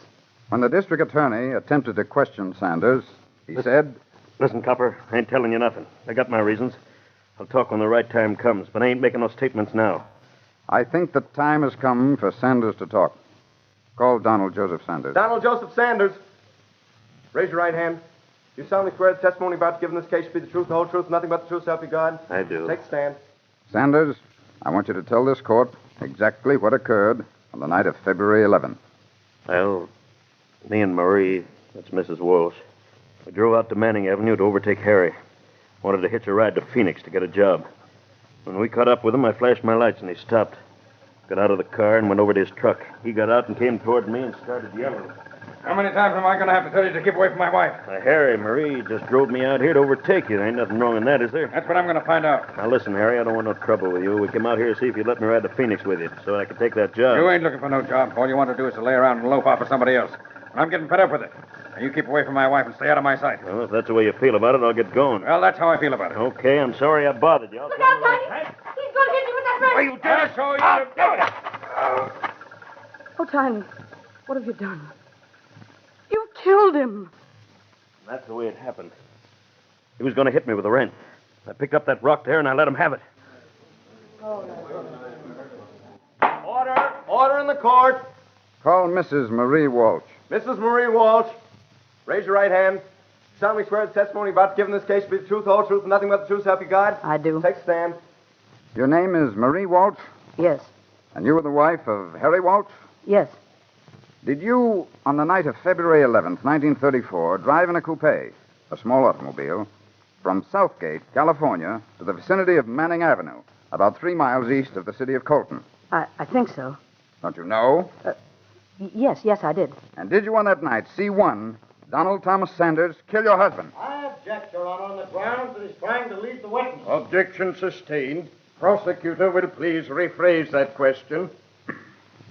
Mrs. Walsh, will you tell this jury and this court just what did occur on Manning Avenue on the night of February 11th? Well, after Harry left the Tank Company yard, Tiny, that's Mr. Sanders, came out to my house and asked me if I'd drive him to San Bernardino so we could overtake Harry and get a ride to Phoenix. Well, I said yes, and so we started out. We overtook Harry just east of Colton. Then Tiny got out. Did you remain in the car? Yes. Did you see Harry Walsh attack Sanders? Yes. Did you see Sanders strike your husband with this rock? Yes. Then what did you do? I ran to the truck and I threw myself on my knees beside Harry and... Harry, speak to me. Oh, Harry. Oh, darling, don't leave me. Why couldn't this have been me instead of you? Oh.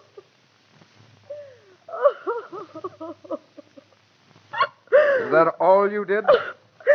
Yes, that's all I could do. Harry was dead.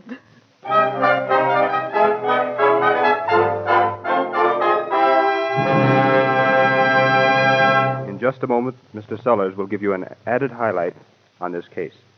Tomorrow, 500,000 copies of the Calling All Cars news will be waiting at Rio Grande stations for the motorists who enjoy this sparkling publication. There's an exclusive story on Fibber McGee and Molly that will bring you a close personal picture of this most charming and interesting couple. There are 3 true detective stories. Fast-reading news and the radio people and programs you enjoy most. A complete guide for your motion picture attendant. And previews of the latest show. It's full of pictures, personalities, and human interest. And it's free. Another reminder about that motor of yours. Sinclair motor oils won't break down at the most intense heat. That's because they're de-waxed, de-jellied, super refined by Sinclair. Sinclair writes the laws of lubrication. 8 major airlines, 150 railroads, great fleets of ships, and motorists the world over depend upon Sinclair motor oil. Sinclair Opaline, only 25 cents a quart in tamper-proof cans at your Rio Grande dealers where... You get police car performance with Rio Grande cracked gasoline.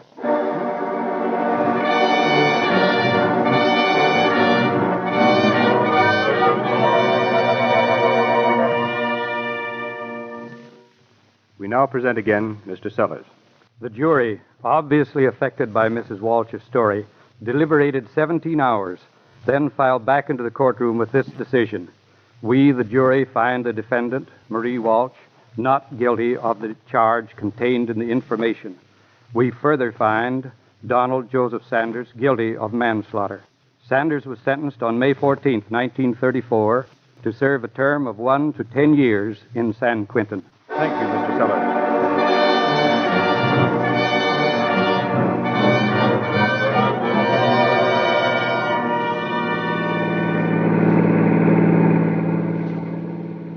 San Bernardino Sheriff's Office calling all cars. Attention all cars. A cancellation of broadcast 188 regarding a murder on a detour off Valley Boulevard.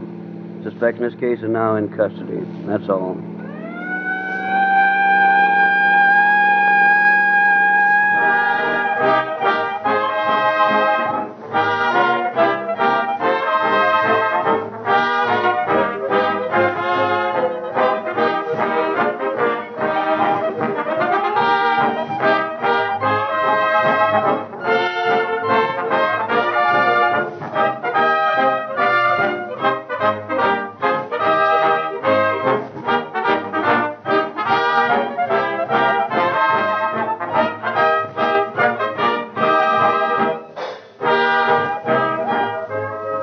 This is your narrator, Michael Parkhurst, saying good night for Rio Grande.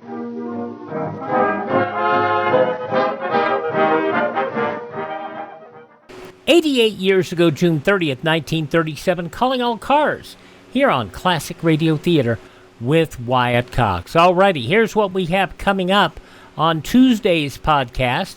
We'll have westerns, and we'll also have an interesting program on crime. We'll have episodes of Gunsmoke in Fort Laramie from 1956. Roy Rogers from 1954. Y'all come. And an episode of the show called Wanted from 1950. On Wednesday, the Encore Theater production of Men in White starring Robert Taylor, a 1935 episode of Calling All Cars, the Oakland payroll robbery. We'll also have I Was a Communist for the FBI starring Dana Andrews, Where the Red Men Roam, and Night Watch from 1954, exploring the mean streets of Culver City, California.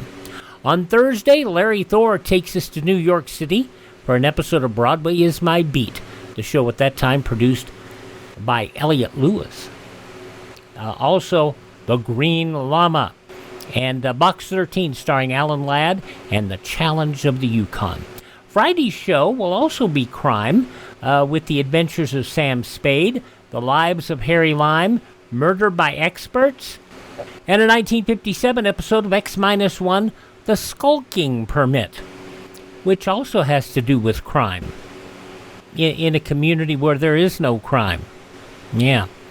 Westerns and drama on Saturday with Gunsmoke from 1954, Have Gun Will Travel from 1959, a 1953 episode of Escape, A Source of Imitation, and a 1950 episode of probably the earliest and a wonderfully run science fiction series, 2000 plus. No adaptations like Dimension X and X-1 did. These were all original scripts. And this one was entitled A Veteran Comes Home, and it's a very, very sad show. On Sunday, we will have Barry Craig, Confidential Investigator from 1954, the summer replacement show for Suspense called Someone Knows, where they offered $5,000 for people to come up with clues that might actually lead toward the resolution of a crime. And the first episode that we will air for you on Sunday is the Gladys Kern murder. We'll also have another episode of Tales of the Texas Rangers starring Joel McRae, and then an episode of Suspense from 1958, Rub Down and Out. And a week from today, more crime. Rogues Gallery from 1946, Candy Matson from 1949, Did Justice Triumph from 1947, and a 1947 episode of Escape, The Man Who Would Be King. That's all coming up over the next week here on Classic Radio Theater with Wyatt Cox. But now, speaking of Escape, we'll have an episode starring Vincent Price from 1950, Bloodbath.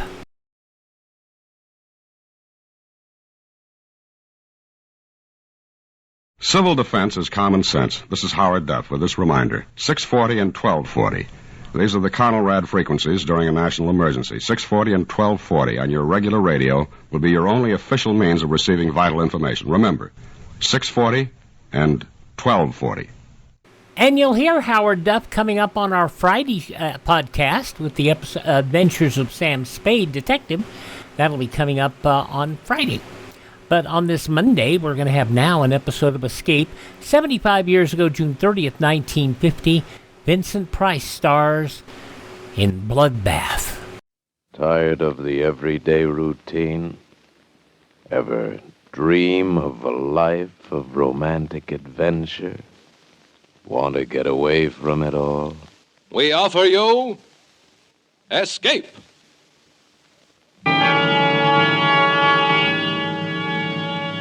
Escape, designed to free you from the four walls of today for a half hour of high adventure. Escape, brought to you by your Richfield gasoline dealer and the Richfield Oil Corporation of New York.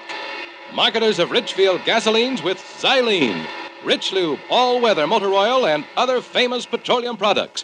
Look for the Richfield Eagle on the cream and blue pumps.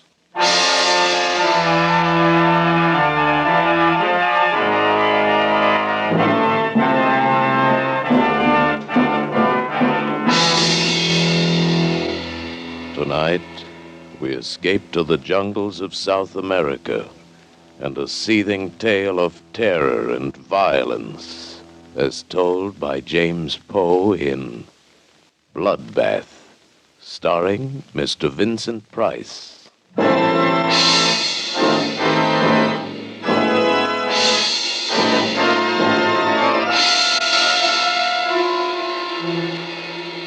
By portaging the rapids and walking the mules in the shallower stretches, we'd managed to get our supplies and equipment more than 1,700 miles up the river.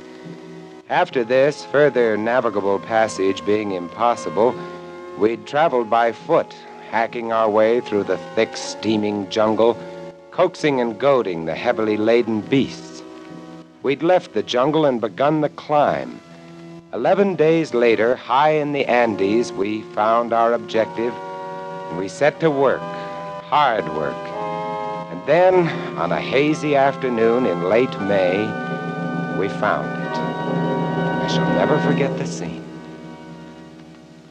Below us, the mountains swung down to the jungle which stretched eastward, far as the eye could see. The peaks above us had cut off the setting sun, and the light had a curious violet quality. The dank, chill wind, whispering and gusting, set the sparse timber scrubs to trembling and shuddering, and the mules, disdainful of their 5 strange masters, foraged the cacti and dwarf pine. The instruments were set up and the specimens were at hand, and now, crouched and tense, we leaned forward. How about it, Hess? Wait. The tube's got to warm up. Come on, come on. Wait, will you? I've waited 5 years for this moment. 500, you mean? 5 million. Come on, Hessie. How about it, Hess? Mm-hmm. Okay. Give him the sample, O'Brien. Yeah, here. Come on, baby. Shut up, will you? Shh. Here goes. Switch on.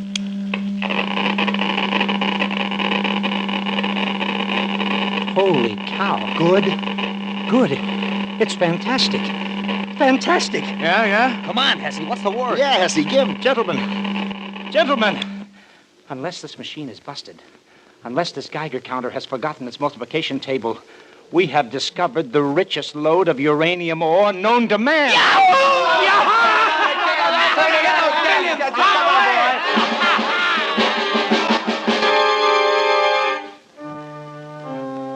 I won't go into the details of how we'd come to locate the ore, because that's a story in itself.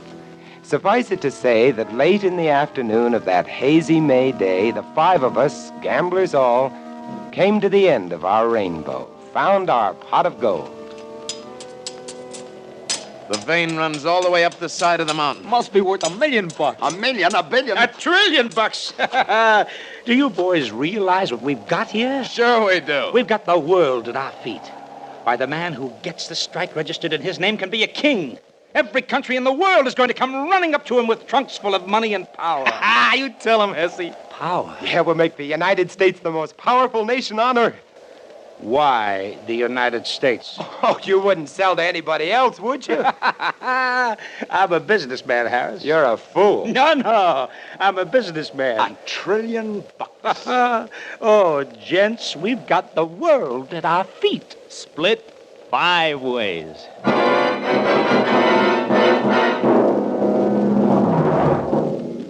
The world at our feet, split 5 ways. That night, as I lay huddled under my thin blanket, I wondered what it would be like, being a wealthy man.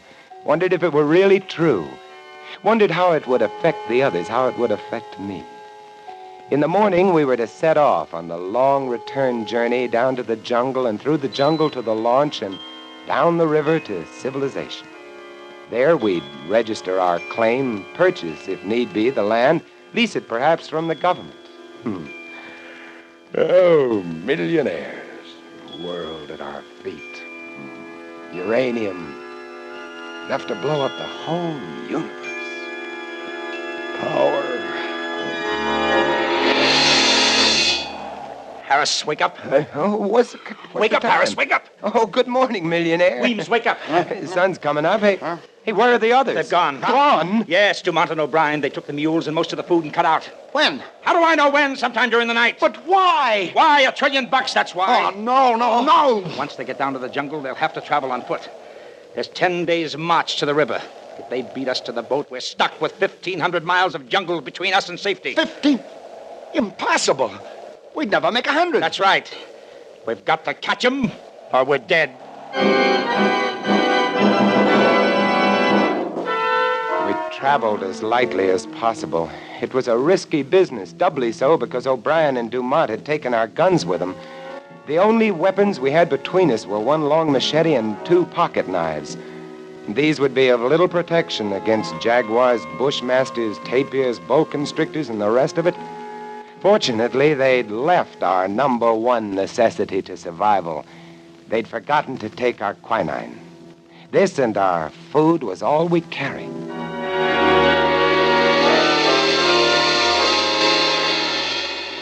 The long descent to the jungle was slow going on foot. It was here that we nearly gave up hope. We moved as fast as we could, but we were no match for men who were riding. But we reached the jungle. Then things took a better turn. Here, the thick vines and heavy undergrowth was, we knew, almost an impossible hazard for a riding man. And we could see their boot prints mingled with those of the mules. We knew that they were having trouble, too. The animals were afraid of many things in the jungle, would balk suddenly, require careful handling. We pushed ahead as rapidly as possible, battling mosquitoes, pume flies, matucas, and the blood-sucking carpato ticks, and, of course, the jungle itself with its never-ending barrage of razor grasses, needle vines, swamps, bog traps, and so forth. It was hot, stinking hot, and the going was hard, but we had to make it.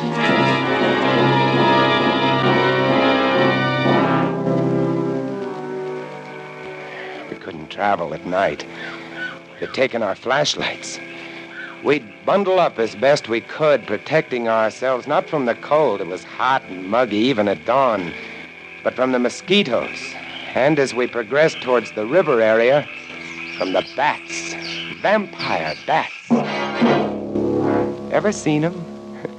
They're small, rather fragile-looking little things. By day, they hang, heads down from the trees, wings folded like clusters of rotten fruit. By night, they hunt. They have razor-sharp teeth, bite like the finest steel scalpels.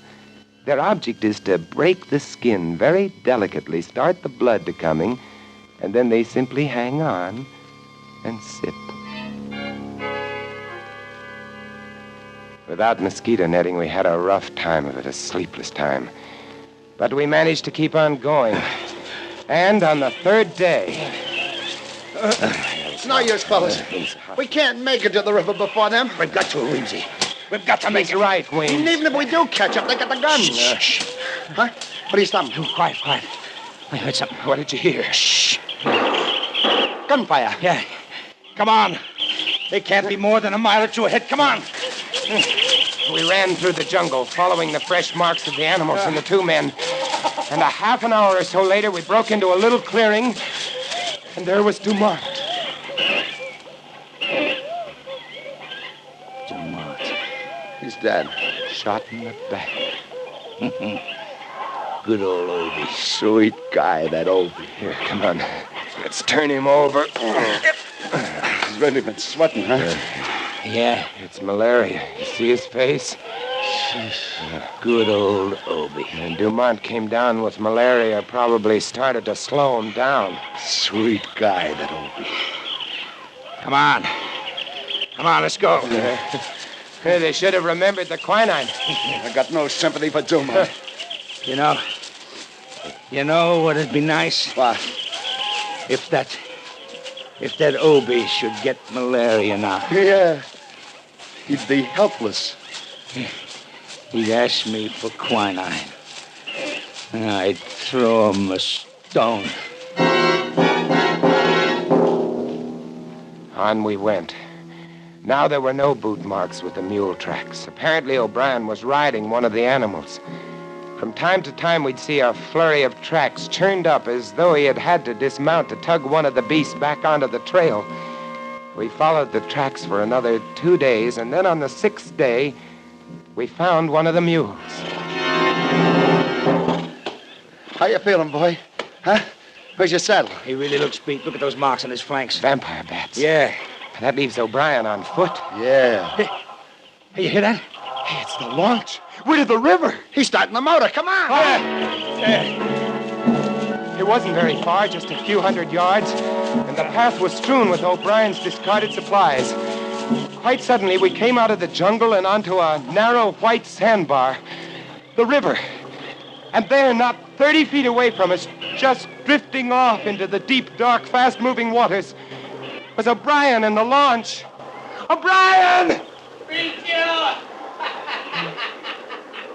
I beat you up! Look at him. He's like a skeleton. Obie! Wait for us, Obie! The launch lurched dizzily as it floated downstream. O'Brien was feeble, sweating, possessed. He had the fever, had it bad. Come on, let's go after him. You can't. This is piranha water. Cannibal fish, they'll eat you, happy. Yeah. Hey, Obie! Hey, you know me, Obie! Your old pal Hesby! Hey, what do you say, Obie, huh? Huh? He staggered dizzily about the cockpit, trying to start the engine. He can't hardly stand He was laughing, and he was so weak that he could barely spin the flywheel to the kicker. Obie! He slipped! Ah! Good Lord, he's in the water! The fish, the piranhas! Oh! They got him! I ain't gonna look at this! One moment we saw him swimming weakly, his large, fever-ridden eyes turned imploringly toward us, and the next moment he was gone, leaving only a large red churning patch on the water. The piranhas are small, rarely more than 12 or 14 inches long, small fish with large, powerful jaws, teeth like broken glass, and an insatiable, maniacal appetite for flesh. The launch, caught by the deep, fast-moving waters, rocked softly this way and that and moved on downstream. Away. Away around a bend and out of sight.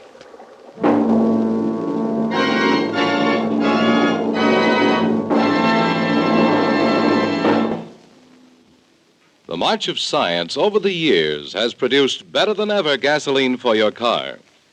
But now science adds one of the greatest gasoline components of all. It's called xylene.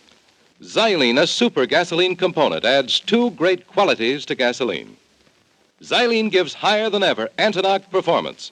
Xylene means power. Today, every gallon of Richfield gasoline contains xylene.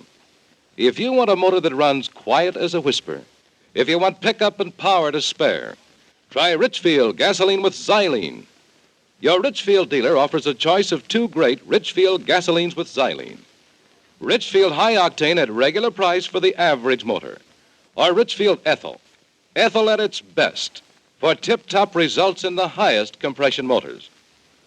Drive in where you see the Richfield Eagle on the cream and blue pumps, Get Richfield gasoline with xylene. Xylene, one of the highest anti-knock components in gasoline history.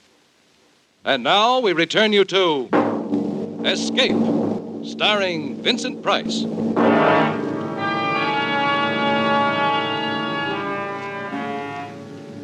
We picked over the supplies O'Brien had left on the shore.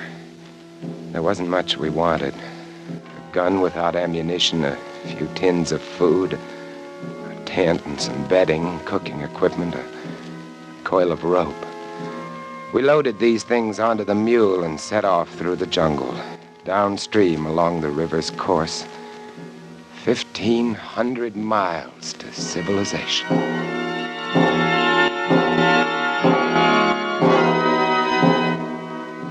We had it tough. The jungle was thick along the river's bank, and we made little progress. Not more than 5 miles that day, but the next day, we rounded a bend, keeping close to the shore, and there, about a quarter mile below us and nuzzling the opposite shore, grounded on the sand, lay the launch. Looks shallow enough here. Yeah, it does. Yeah, but what about the fish? How deep does it look to you, Harris, at the deepest spot, I mean? Oh, I don't know, maybe 2.5 feet, maybe 3. Most of it's less than that. I got an idea. Shoot. We got to get across the launch, see? So here's what we do. We throw away everything. There'll be food and water in the launch, see? Yeah? Now, you see that little patch of sand in the middle of the river where the bar shows? Yeah. We go that way. That's bound to be the shallowest way, see? How do we go? On the mule, the three of us. Ah, you're nuts. This mule ain't in such bad condition it can't get the three of us across 70 feet of shallow water. What do you say, Harris? Why not? All right, I'll get aboard first. Come on. Get farther up, Weemsy. You're the lightest. Yeah. Harris, you get on next. Hang on to Weemsy. Here. Carry this coil of rope around your neck. We may need it. I've got the machete strapped to my back. Hey, you set, Weems? Yeah. Now hold tight to me, Hess. Don't worry. If I go, you go too. And if he goes, I go. So let's hang on, gents. Yeah. Let's really hang on. As long as he's moving fast, he can't get at his legs. Ain't that right? He's not showing anything to him but hoofs and hair. Hold his head up, Weems. Don't let him look down. Now, you all set? Yeah. All set. All right, here we go. All right, get off. Come on. Come on, baby. I felt the mule lurch when he stepped into the water. The sand was softer here than on the shore. Sand, huh? Ahead, not 40 feet away, lay the little spit of land. The mule refused to run, couldn't run, and before he'd taken 10 steps, I knew he was too weak to support the three of us. Hey. From every direction in the swirling water about us came small, shadowy, dark shapes. Come on. The piranhas. Don't stop. Come on, baby. Keep moving, baby. Come on. Move along, baby. He can't do it. You gotta do it, baby. Come on. Sweet mother. What are those? The piranhas were churning the water about us, and coming in from beyond them were 4 or 5 long, dark shapes, 6 and 7 feet long, thick and wriggling. Eels, electric eels. They'll sting him. Get along to the bar. Get him to the sandbar. Faster. Come on. Made it. It's true about electric eels. They can throw a jolt that'll kill a jaguar. They got jaws like a vice. So, here we are, gentlemen, stuck. Just 30 feet of water between us and the shore. Get across it, and we can get to the launch and to civilization and all the rest. Oh, the three of us are too much for that mule. Only 30 feet. Why, you could run it in seconds. You see those little shadows around us in the water? I see those little shadows around us. You don't have to draw pictures. Hey. Oh, here's another bright idea coming up. As a matter of fact, yeah. Yeah, hold on to your hat, Harris. We got that coil of rope. Yes. The mule could carry one of us. That mule's not in such bad shape, you know. Yes. Tie the rope over his bridle. Then one of us pulls him over with him fast, you see. One rides, and then the other two pull him back. Yeah? And the next one gets on. Yeah. What do you say? Oh, he can't stay here. It's a natural. Who goes first? Me, on account I'm the lightest. I won't tire him so much. How about it, Harris? All right. Well, get going then. Okay. Tie that rope to his bridle. I'm doing it. All right, give me the machete. What do you want the machete for? I want it, that's all. Give me. No. Okay. All right, Here. now you two get at the end of the spit. So as when you pay out the line, you don't get it caught in his legs. Well, you think of everything. That's right. I'm a smart boy. Ready with the line. You sure it's tied fast to the bridle? Yeah, I'm sure. No funny business, Weems. All we gotta do is jerk this rope once while you're over that water and you're done for. You're a sharp article. Yeah, that's right. But not sharp enough. Hey, Weems, you cut the rope! So long, sucker! The rope, our only salvation, was cut. And now Weems, grinning and riding, was out into the stream, heading for the shore and safe. He went not 15 feet when one of the long, dark, wriggling shapes made for the mule and got his leg. The mule reared up on his hind legs, the eel clinging to his foot, pumping paralyzing shocks into him. Weems clutched his neck with one hand and slapped him on the flank with the flat of the machete with the other. The mule came down, and more eels went for his legs. He began to lurch sideways. Weems swung the long steel blade in an arc, barely missing the mule's leg, and connected with one of the eels. His hair seemed to stand on end. His other arm released the mule's neck. The arm holding the blade was extended stiffly, still caught in the thick, muscular back of the electric eel. And then the mule reared again, and Weems fell back into the water.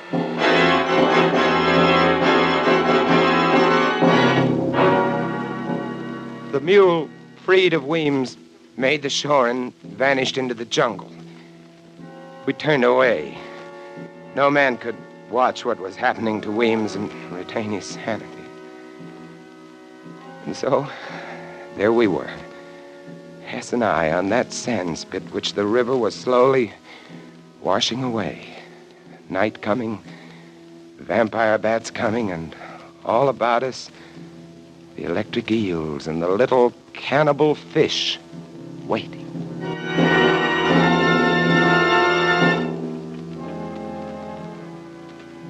There was no moon. There were evil stars, red and yellow. There was a black sky, and against it, blacker shapes, the vampire bats. We waved our arms and kept them off, but again and again during that long and terrible night, they brushed against us, squealing and squeaking, trying to get us. Dark, evil, thirsting bats.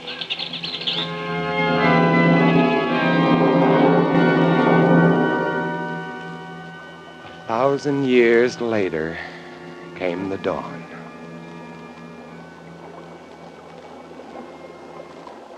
That water's taken a lot of sand away. This thing isn't much bigger than a card table. Look at them. Look at those fish. You'd think they had enough to eat yesterday. Listen, Harris. No matter what happens now, at least you and I have played it square, right? Yeah, that's right, Hess. Shake my hand, Harris. All right. Because I think I got an idea on how we can get out of here. What? Yeah. Look up there. Yeah. See that vine hanging down from the big tree? It's over the water, and it must be 15 feet up. Yeah, but if you were on it, you could do a Tarzan to the shore. The rope? That's right. Now, if we can just lasso the end of that and pull tight, we'll have enough swing to make it across. Swing like a pendulum, if you follow me. One guy gets on the other's shoulders to swing over to get the start, see? Then when he gets to shore, he fastens a rock and swings the rope back to the other. That vine will hold. It'll work. It took us 2 hours before we managed to lasso the end of that vine. And then we tested it again and again until we were positive it would hold a man's weight. And then we were ready. You stand good and steady now, pal. I'm going to go easy on you, but don't shake. Because if you spill me in that water, I'm a gone guy. I'm ready. I'm ready. Good luck. Here. I felt his feet leave my shoulders, and then he was off, skimming the water with his feet drawn up, and then, miraculously, he was on the shore. Good boy! Good boy! Yeah! Like a breeze, huh? Like a breeze. Hey, any rocks around there? Sorry. He smiled at me and shrugged, and then looked down the stream at the launch. I knew that smile, that $1 trillion smile. It said, "So long, sucker." Don't do it, Hess. Send me the rope. You're too nice a guy, Harris. You and I would never get along. You can have it all, Hess. Every scrap of it. Only for the love of mercy, send me the rope. No, you'd want some. You wouldn't approve of what I mean to do with it. Hess! He stood there laughing at me and shaking his head slowly. But above him, just over his head, was another vine, thick and mottled, and it was moving. Look out, Hess! Hess! He didn't understand or didn't hear me. just stood there smiling and shaking his head. The boa constrictor dropped heavily and accurately, a thrashing tangle of scaly muscle.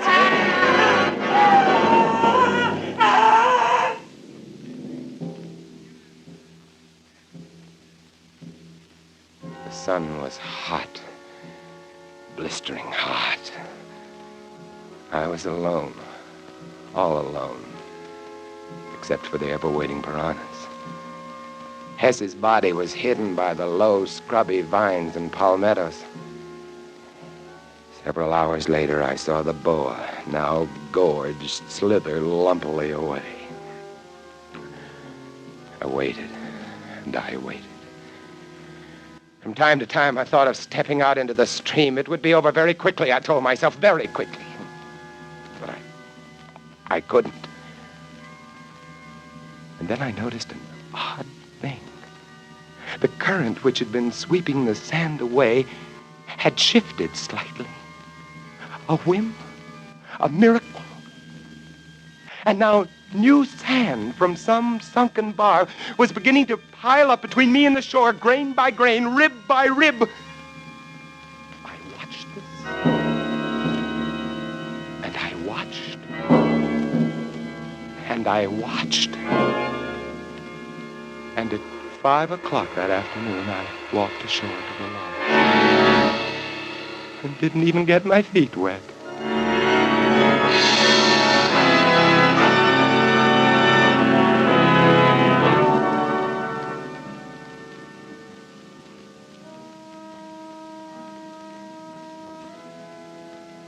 It's nice where I live. Quiet little streets, nice people, nice kids, nice country. Peaceful, nice peace. I know where there's enough uranium to blow it all to hell. Want it? Just go up the river. Up the river, it's for the taking. Ask Dumont and Obie and Weems and Hess. $1 trillion worth. Enough to give the whole world a bloodbath. Yourself included.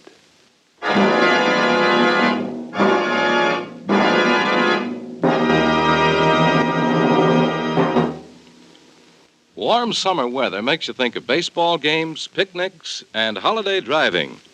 But be sure your car's ready when you are. Get Richfield All-Point Safety Service. The service that puts your car in top shape for warm weather driving. With Richfield All-Point Safety Service, you get a careful all-point lubrication job that protects the chassis, transmission, and differential. You get lubricants that stick to your car's ribs no matter what the temperature. You get the protection of Rich Lube, all-weather motor oil, the Pennsylvania premium-grade oil that cleans as it lubricates. You also get a safety check of batteries, spark plugs, tires, and radiator. And expert service if your car has automatic transmission. The Richfield gasoline dealer is specially trained to protect your car against wear and breakdown. So get Richfield All-Point Safety Service tomorrow. Look for the Richfield Eagle on the cream and blue pumps. Escape is produced and directed by William N. Robeson. And tonight starred Mr. Vincent Price. Bloodbath was written by James Poe. Others in the cast were Wally Mayer, Ted DeCorsia, Paul Frees, and Tony Barrett.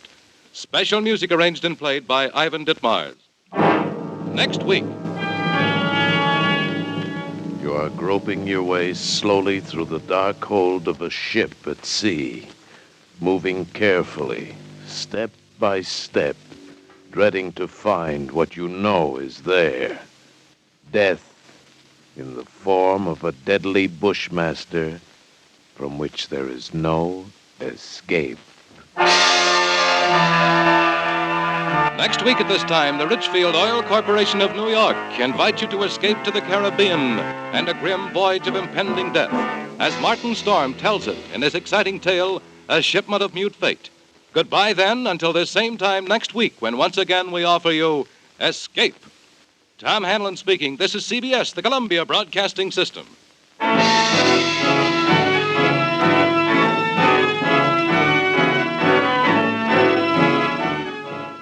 75 years ago, June 30th, 1950, Escape here on Classic Radio Theater, with Wyatt Cox. Hope you'll visit our webpage at classicradio.stream. That's classicradio.stream. Coming up next, a 1957 production of the CBS Radio Workshop dealing with the Battle of Gettysburg.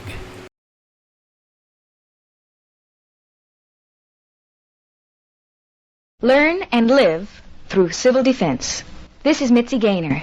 During wartime, quick, accurate information is vital to the public. Conelrad, radio broadcasts at 6:40 or 12:40, will be your only official means of information. In an attack, tune to 6:40 or 12:40 on your radio. I mentioned yesterday on the program, with the CBS Radio Workshop, you never quite knew what you were getting. Well, on today's program, you are getting historical drama. An episode of the workshop from 68 years ago, June 30th, 1957, a recreation of the historical battle, Gettysburg. From Hollywood, the CBS Radio Workshop.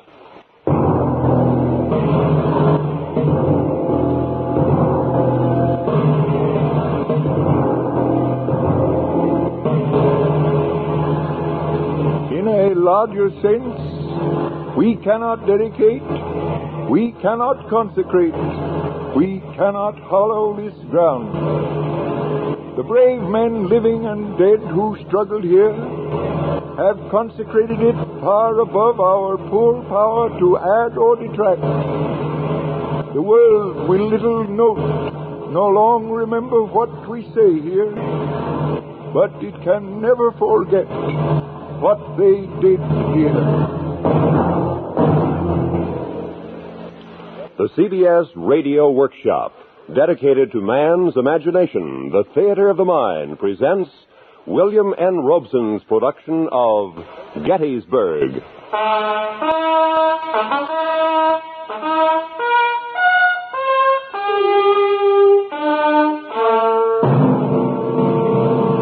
It began 94 years ago tomorrow morning.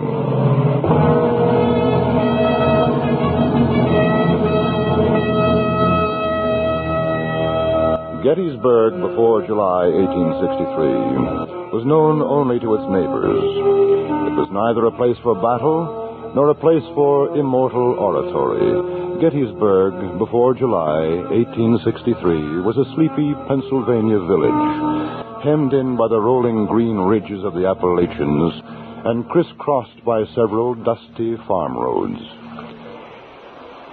It is quite difficult to think of it now as it was then. Only the monuments remain and the yellowed pages of the report. Gettysburg, 94 years ago today, was warm sun and ripening wheat and a strange, quiet expectancy.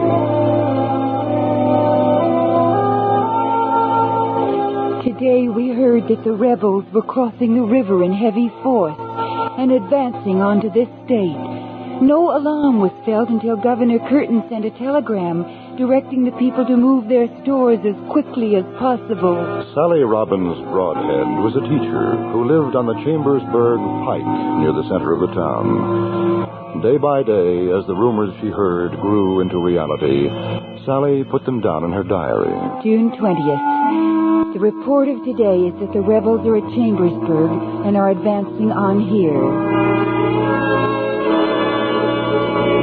June 21st. Great excitement prevails and there is no reliable intelligence. One report declares that the enemy are at Waynesboro, 20 miles off. Another that Harrisburg is the point. June 22nd. The report now is that a large force is in the mountains about 18 miles away.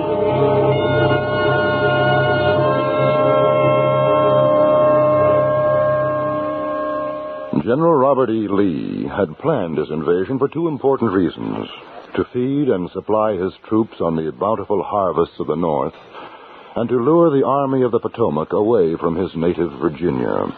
And now, as he neared Pennsylvania, Lee needed Jeb Stuart, the dashing cavalry officer who, frisky as a mischievous colt, rampaged through Maryland, tearing up the tracks of the B&O.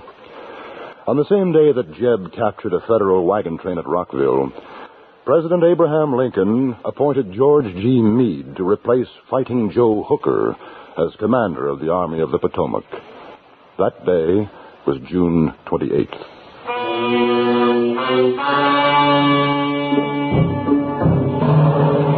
June 28th. About 10 o'clock, a large body of our cavalry began to pass through town. I hope they may catch the rebels and give them a sound thrashing.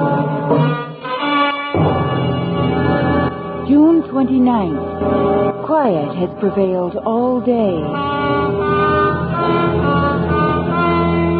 June 30th. We were told that a heavy force of our soldiers was within 5 miles, and the rebels, learning that a body of cavalry was quite near, retraced their steps and encamped some distance from the town. It begins to look as though we will have a battle soon, and we are in great fear.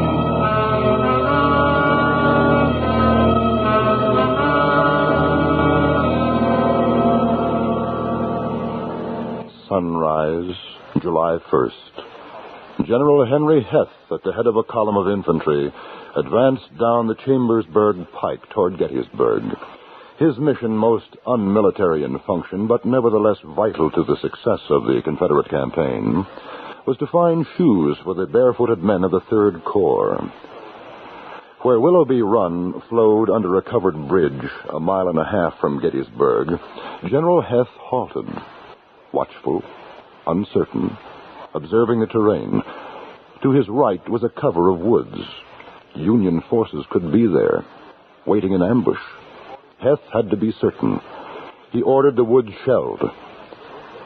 It was here that the first shot of the battle was fired.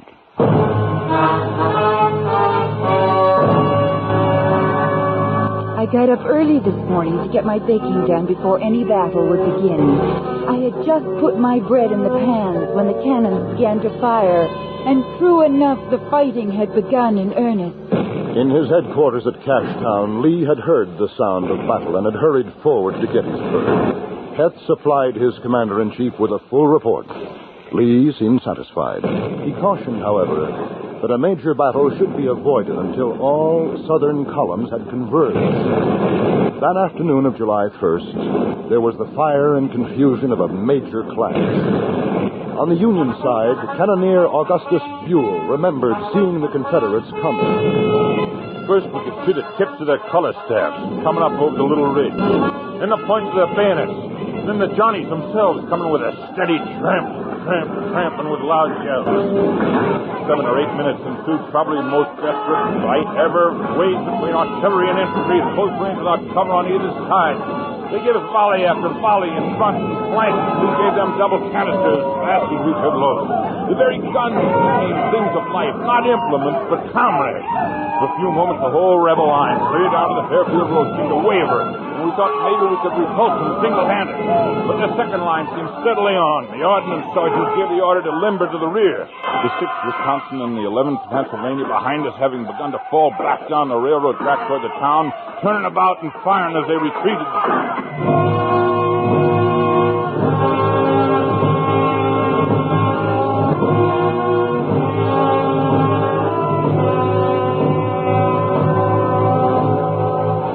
As the fiery sun settled behind the Pennsylvania hills and dusk settled over the village, battle-weary men, many of them wounded, straggled through the streets of Gettysburg. General Abner Doubleday was among them. This is how he saw it. Today, the men of the 1st Corps walked leisurely from the seminary to the town and didn't run. I remember seeing Hall's battery and the 6th Wisconsin halt from time to time to face the enemy and fire down the streets. We lay on our arms that night among the tombs of the village graveyard, so suggestive of the shortness of life and the nothingness of fame.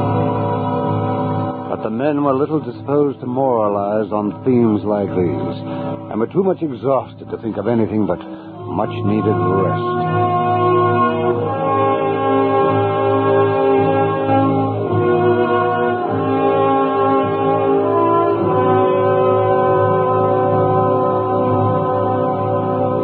Confederate camp, hot Southern blood went to Southern heads. The younger officers insisted on striking at once. Follow up the advantage. Give no quarter. But Lieutenant General Ewell hesitated, remembering that Lee had said a general engagement must be avoided until all the corps of the Army had converged. And while Ewell diluted his valor with discretion, the Army of the Potomac got its second wind.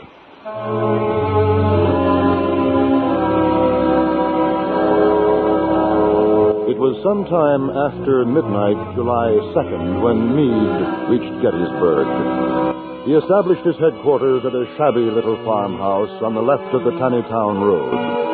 There he could view the rugged terrain that gave his force a natural defense. For during the night, the Federal Army had added the names of Big Round Top and Cemetery Ridge and Culp's Hill to their war map.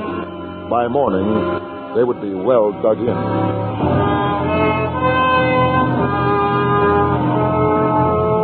Of course, we had no rest last night. Part of the time we watched the rebels rob the house opposite. It was a moonlight night and we could see all they did.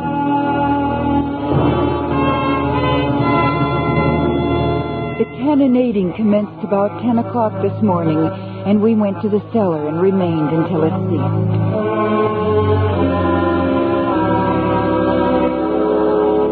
General James Longstreet eyed the menacing heights of Cemetery Ridge. He had no taste for the battle that was taking shape. Any fool could see that Gettysburg had become Fredericksburg in reverse.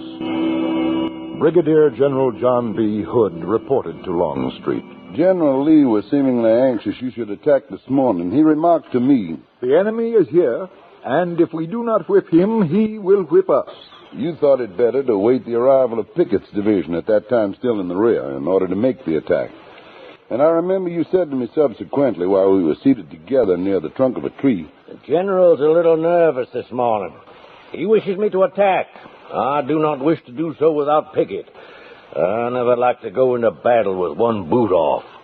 The report minces no words. It explains the delay and Longstreet's pouting impetuousness. Although he disagreed with the tactics, Longstreet would stubbornly carry out Lee's orders to the letter, despite a recommendation from Hood's scouts to skirt Big Round Top quietly and attack the Federals from the rear. Hood pleaded, but Longstreet held fast. "General Lee's orders are to attack up the Emmitsburg Road." And so Hood led the attack. And some days later, while nursing a wound, completed his report. In about 20 minutes after reaching the peach orchard, I was severely wounded in the arm and borne from the field. I shall ever believe, had I been permitted to turn Round Top Mountains, we would not only have gained that position, but have been able to finally rout the enemy.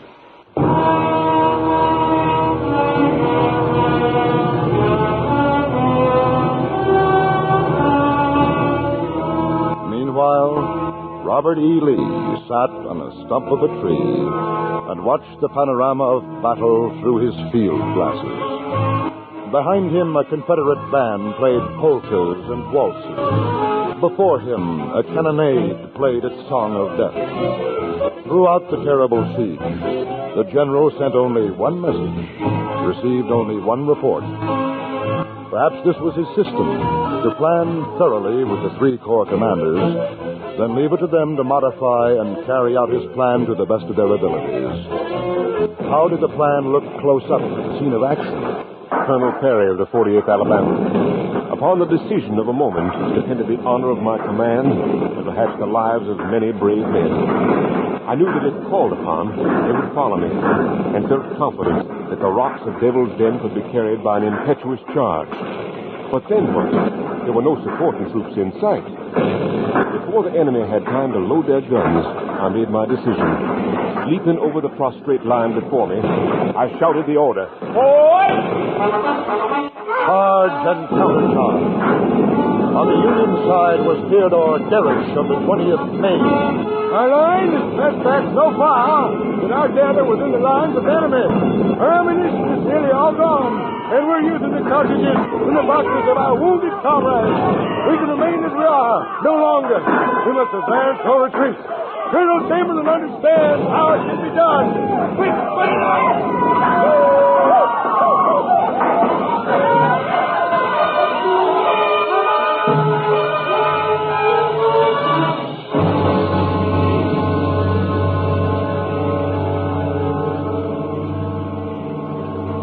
The whole air roared with the conflict but a moment since. Now all is silent. Not a gunshot sound is heard, and the silence comes distantly, almost painfully to the senses. And the sun purples the clouds in the west, and the sultry evening steals on, as if there had been no battle, and the furious shout and the cannon's roar had never shaken the earth. And how look these fields? We may see them before dark, the ripening grain, the luxuriant corn, the orchards, the grassy meadows, and in their midst the rural cottage of brick or wood. They were beautiful this morning. They are desolate now, trampled by the countless feet of the combatants, plowed and scored by the shot and shell, the orchards splintered, the fences prostrate, the harvest trodden in the mud. And more dreadful than the sight of all this, thickly strewn over all their length and breadth, are the habiliments of the soldiers, the knapsacks cast aside in the stress of the fight, or after fatal lead had struck, haversacks yawning with the rations the owner will never call for.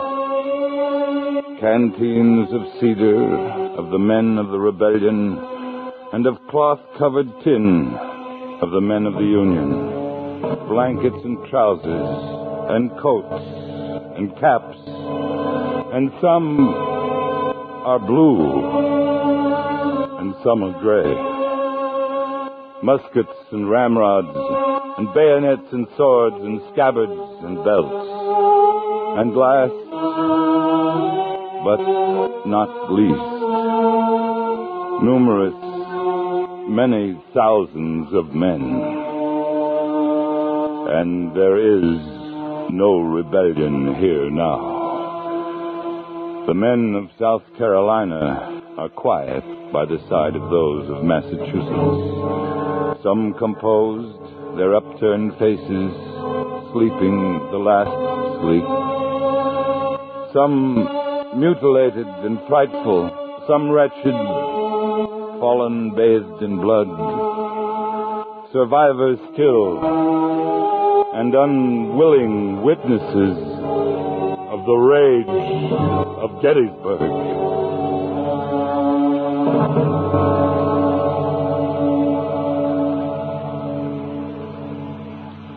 For the Confederates, the 3rd of July completed a tragic cycle. There had been hesitation and loss of the heights of Seminary Ridge the first day, an assault too feeble and too late on the second.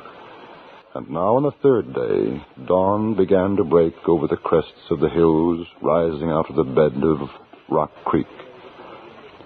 This day was to begin with an attack too early in its timing to support Lee's revised plan. Culp's Hill. There at the barb of the Federals' fishhook defense, Confederate Gray fixed bayonets and rose to the charge. The forces met, fused in one fighting force, fell apart at length, leaving their dying and dead. And a decision still unsettled.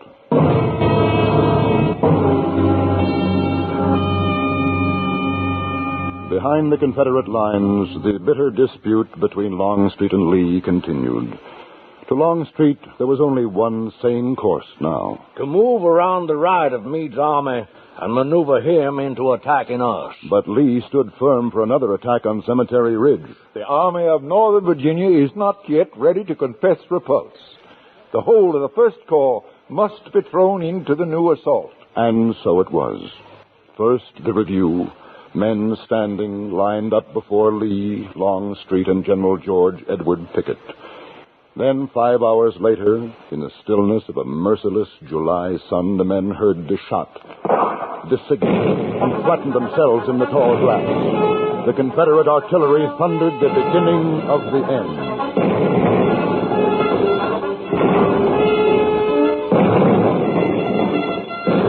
2 hours later, the artillery duel ceased, and Longstreet rode up to Pickett.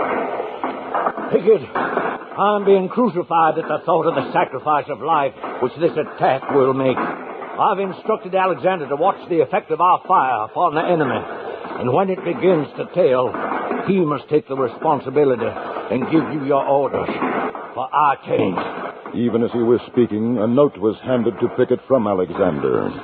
I showed it to General Longstreet, asking if I should obey and go forward. He looked at me a moment, then held out his hand. Clasping mine without speaking, he bowed his head. I shall never forget the look in his face when I said, "Then, General, I lead my division on."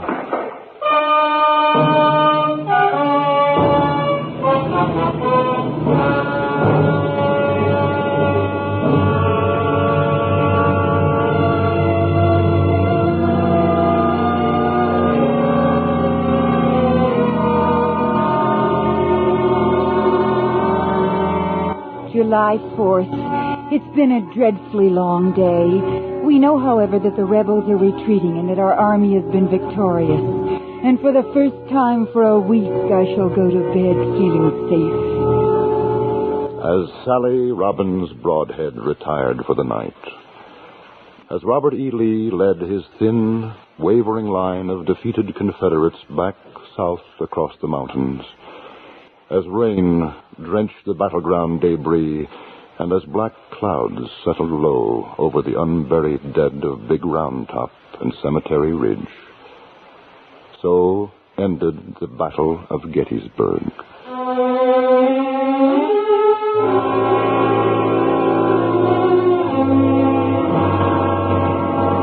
Two days later, Frank Artius Haskell, aide-de-camp for General Gibbon, revisited the battlefield. No soldier was to be seen, but numbers of civilians and boys, and some girls even, were curiously loitering about the field. And their faces showed not sadness or horror, but only staring wonder or smirking curiosity.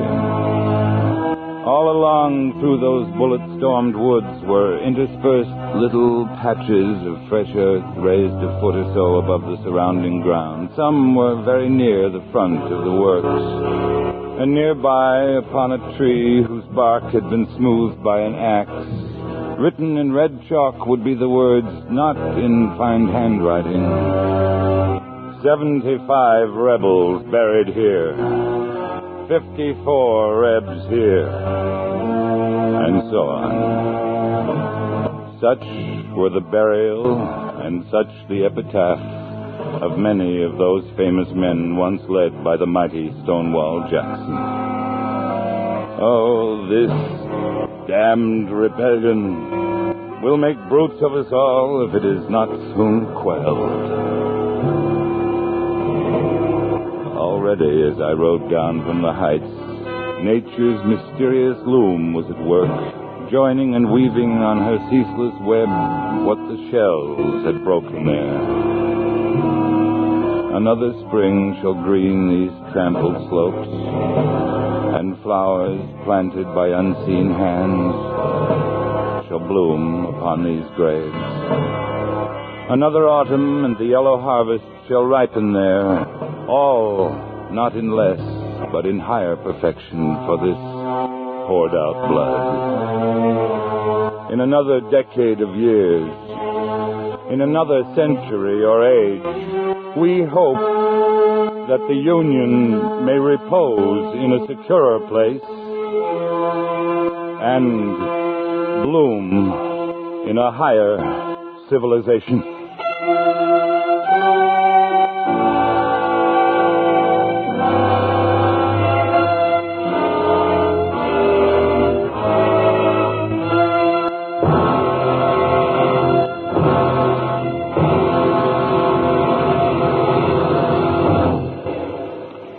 just heard the CBS Radio Workshop's production of Gettysburg, adapted by Leroy Bannerman from the book of the same title by Earl Schenck Myers and Richard A. Brown, with a musical score composed and conducted by Leith Stevens.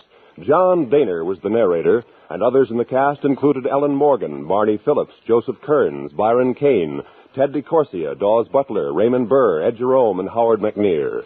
Sound patterns by Gus Bays and Ray Kemper. Next week, from New York, the Workshop will present You Could Look It Up by James Thurber. This is the CBS Radio Network.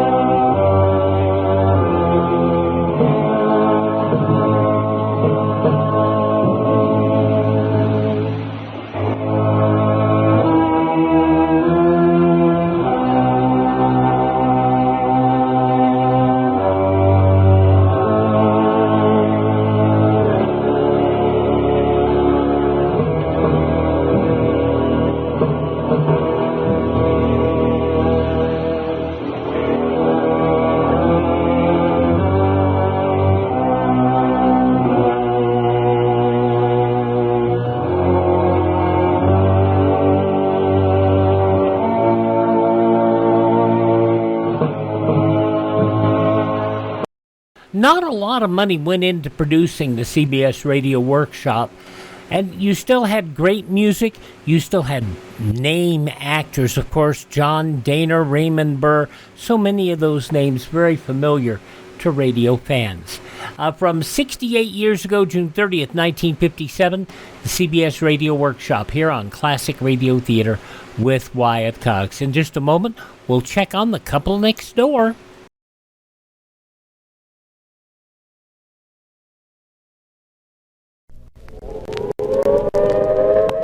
The sound you hear is a recording of the warning siren in case of an imminent nuclear attack. If this was an actual attack warning, would you be prepared? Would your family be prepared? If not, CA Survive All Civil Defense approved steel and concrete basement type fallout shelter. The shelter, along with a basic equipment kit, affords you and your family maximum protection. Survive All shelters are FHA approved. No money down. 5 years to pay. Horrible though it may be, this sound may someday become a reality. Be prepared. See a survival shelter today. You can find out a lot of this civil defense stuff by going to the links in the show notes. It's all there.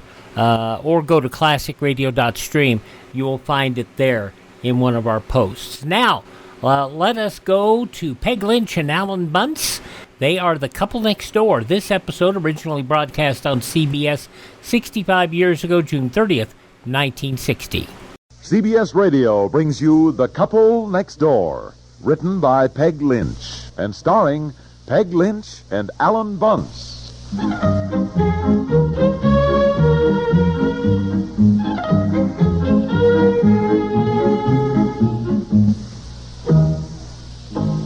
Dear, where are you? I'm out here in the driveway, washing the car. Listen, can you say somebody is unpleasant and inefficient in a letter? Is that slander or libel or anything?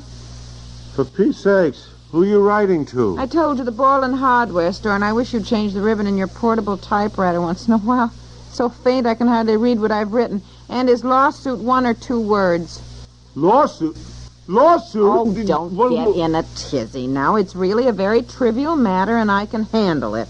Well, if you're going to handle it by threatening somebody with a lawsuit, you better let me in on the whole story. What is it? Not threatening them with a lawsuit at all. My letter's very nice, but it's very firm. What I'm saying is that this has gone on for 6 months now, that the mistake is theirs, and I'm tired of it. And I think, they will agree with me that it's ridiculous to get involved in a lawsuit over 75 cents. But that if I get any more unpleasant letters... I thought you said this was a trivial matter. Well, it is, dear. That's why it's all so ridiculous. And I didn't want to tell you about it because you have enough on your mind. And, Well, anyhow, you always get so excited. And since this is just 75 cents that's involved, I decided I could handle it myself. Now, Look, what I want to You know... go back in the house, will you? Bring out that letter you've written, and while I am polishing the car, I want to hear the whole story.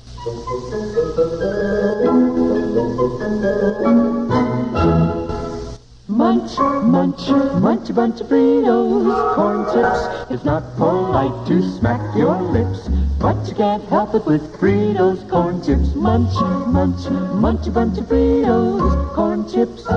Next time you want something to munch on, try Fritos, the crisp golden corn chips made to munch. Full of refreshing flavor on warm days. Get Fritos today, Fritos corn chips.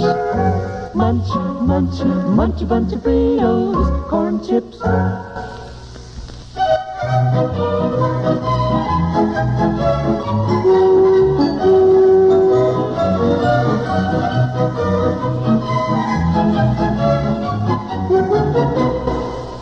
Well, I not only brought out the letter I wrote, but the letters we've gotten from them. Keep on polishing the car. I'll tell you about it. Well, I don't know why you've let something go like this without telling me about it. I don't like to bother you with everything, dear. This was only 75 cents, but it just made me so mad. Because I've even been down there twice to see about it. Well, I'd like to know what it is that they're charging us for. A reamer. A what? A reamer. Well, I knew I hadn't bought any such thing, and it was listed with some other things that I had bought the same day. What'd you say it was? Reamer. R-E-A-M-E-R. Well, I didn't even know what it was. Neither do I. I told them that. When I got the first bill, I called them right up and I told them so. And they said, oh, yes, I bought a reamer. It was purchased at the same time I got some light bulbs and fuses and extension cords or something. I said, well, it's true, I got those. Those I would pay for, and I did. But I certainly never bought anything called a reamer, since I didn't even know what it was. Reamer. Yeah, I've heard that word. Reamer seems to be something to do with carpentry work, isn't it? Drilling holes or something? Yes, I went down there to complain, and I asked to see one. I said I knew I'd never bought any such thing. I didn't even know what it looked like, and the clerk showed me some. Different kinds, it seems, even. Clerk showed me all the different kinds. I said, no, definitely, I'd never purchased any such thing. He said, well, maybe your husband bought it. And I said he couldn't have. You didn't do any fancy carpentry work to begin with. And secondly, it was listed with the other things that I bought that day. When I thought back, it was the week you were in bed with your bad back. Well, all right, so what's happened? The usual, dunning letters for 6 months or more. I paid for the things I knew I'd purchased, and they just keep billing us for one reamer, 75 cents. So again, I call the store. I say I never bought a reamer. Next month, I get another letter. Today, I got this nasty nice letter from them. But they just know it's an oversight on my part, but they would appreciate it before having... Well, I this, know I never bought anything called a reamer. I know that. Look, let's go back into the house. I finished the car. Boy, what a job, well, too. it looks lovely, dear. Doesn't it look nice, huh? It's so shiny. Worth yes. it, huh? Yeah, let's go back. I guess I better start dinner, too. All right, you start dinner, and I'll look up reamer in the dictionary. Come on. Wait a minute. Betsy? Keep an eye on Bobby now. Daddy and I are going in the house. Hope you stuck to your fruit salad for lunch downtown today so we can allow some calories for dessert tonight. Yeah, I did. I must say I never realized what willpower it takes to stick to a diet. Fred and Joe and Harry had hot roast beef sandwiches with apple pie. Mm-hmm. You know, I'm going to have to stop meeting them for lunch. Go up somewhere by myself or else have my fruit salad sent into the office. Oh, boy, I'm getting sick of it, I'll tell you that. Where's the dictionary? It's in the bookcase, bottom shelf. Well, anyhow, that's the story of my fight with Borland's hardware store, and I think I have a right to be pretty annoyed with them. Don't you, really? Yeah, still it seems mighty strange. They'd have billed you for something inaccurately when the other things you purchased that same day are correct. How could I have purchased a reamer when I didn't even know what a reamer was? Yeah, no, I mean, that just, I know. You got a point. Did you go back to the same clerk you had and then talk to him? Yes. Yeah? Well, I tried to, but when I described what he looked like, I think tall, thin fellow with a little mustache and blonde, curly hair. It turned out he was temporary help. No longer there. Oh, so well, Pete, I mean, he's the one who obviously made the mistake. That's what I He's said no to longer them. there. No, that's what I said. I've been so mad about it. And the second time I was down there, I even talked to the manager. They probably do that. And I gave him a piece of my mind, too, and he just kept saying, well, Mrs. Piper, we have an extremely accurate bookkeeping department, and we never have complaints like this. I said, well, you are having one now. Having one now, yeah. And he seemed to think he was justified because he showed me the sales slip, which, of course, I had signed, you know. You signed a sales slip which said 1 reamer, 75 cents on it? Yes, apparently. I don't know how that happened. Don't you read what you sign before you sign it? Look, when you charge things and the clerk hands you a sales book and a pencil and asks you to sign... You sign. You assume he's listed what you bought correctly, don't you? I never read the list. I don't know. Go start dinner and let me look up reamer in the dictionary. Knowing you, there must be more to this than meets the eye.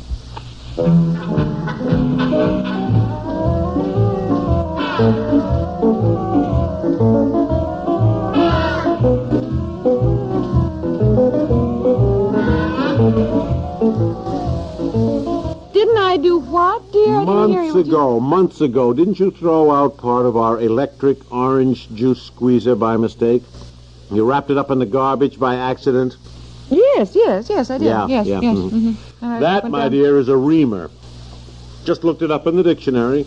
Oh, it's got another meaning. It's got another meaning besides a carpenter's tool. Here, listen to this now. A fruit squeezer having a ridged and hollow dome projecting from the hollowed center of a plate. There it is. Didn't you go down and buy a new one? Well, yes, but I didn't know it was called a reamer.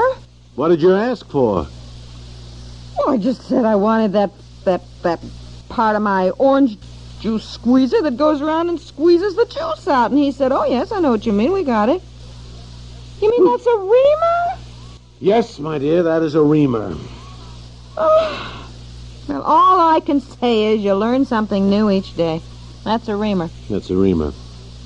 So, you did buy a reamer for 75 cents. What'll I do? I've raised such a fuss and denied it. I can't possibly admit it now. No, I think I'll just send them the 75 cents, say that I consider the matter closed. But I would rather be out the money than continue to be bothered with anything as trivial as 75 cents, and I'm just pay sending the bill. Boy, I tell you women. We women?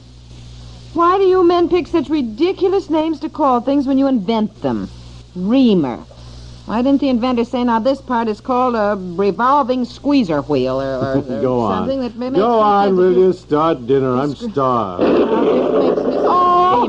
What's the matter? Look at that. Starting to rain, and I just washed the car.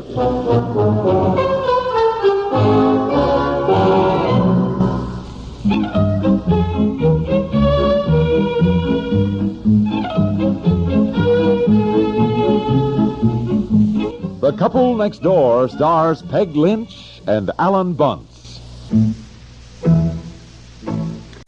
Of course, that's how you guarantee it's going to rain. You wash the car.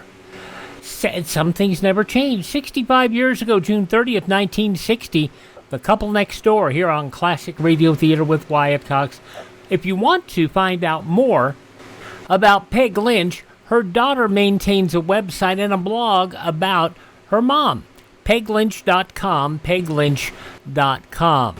Tomorrow on the program, we will have Gunsmoke, Fort Laramie, Roy Rogers Wanted, and another episode of The Couple Next Door, hopefully without a reamer. See you tomorrow for our Tuesday edition of Classic Radio Theater. I'm Wyatt Cox.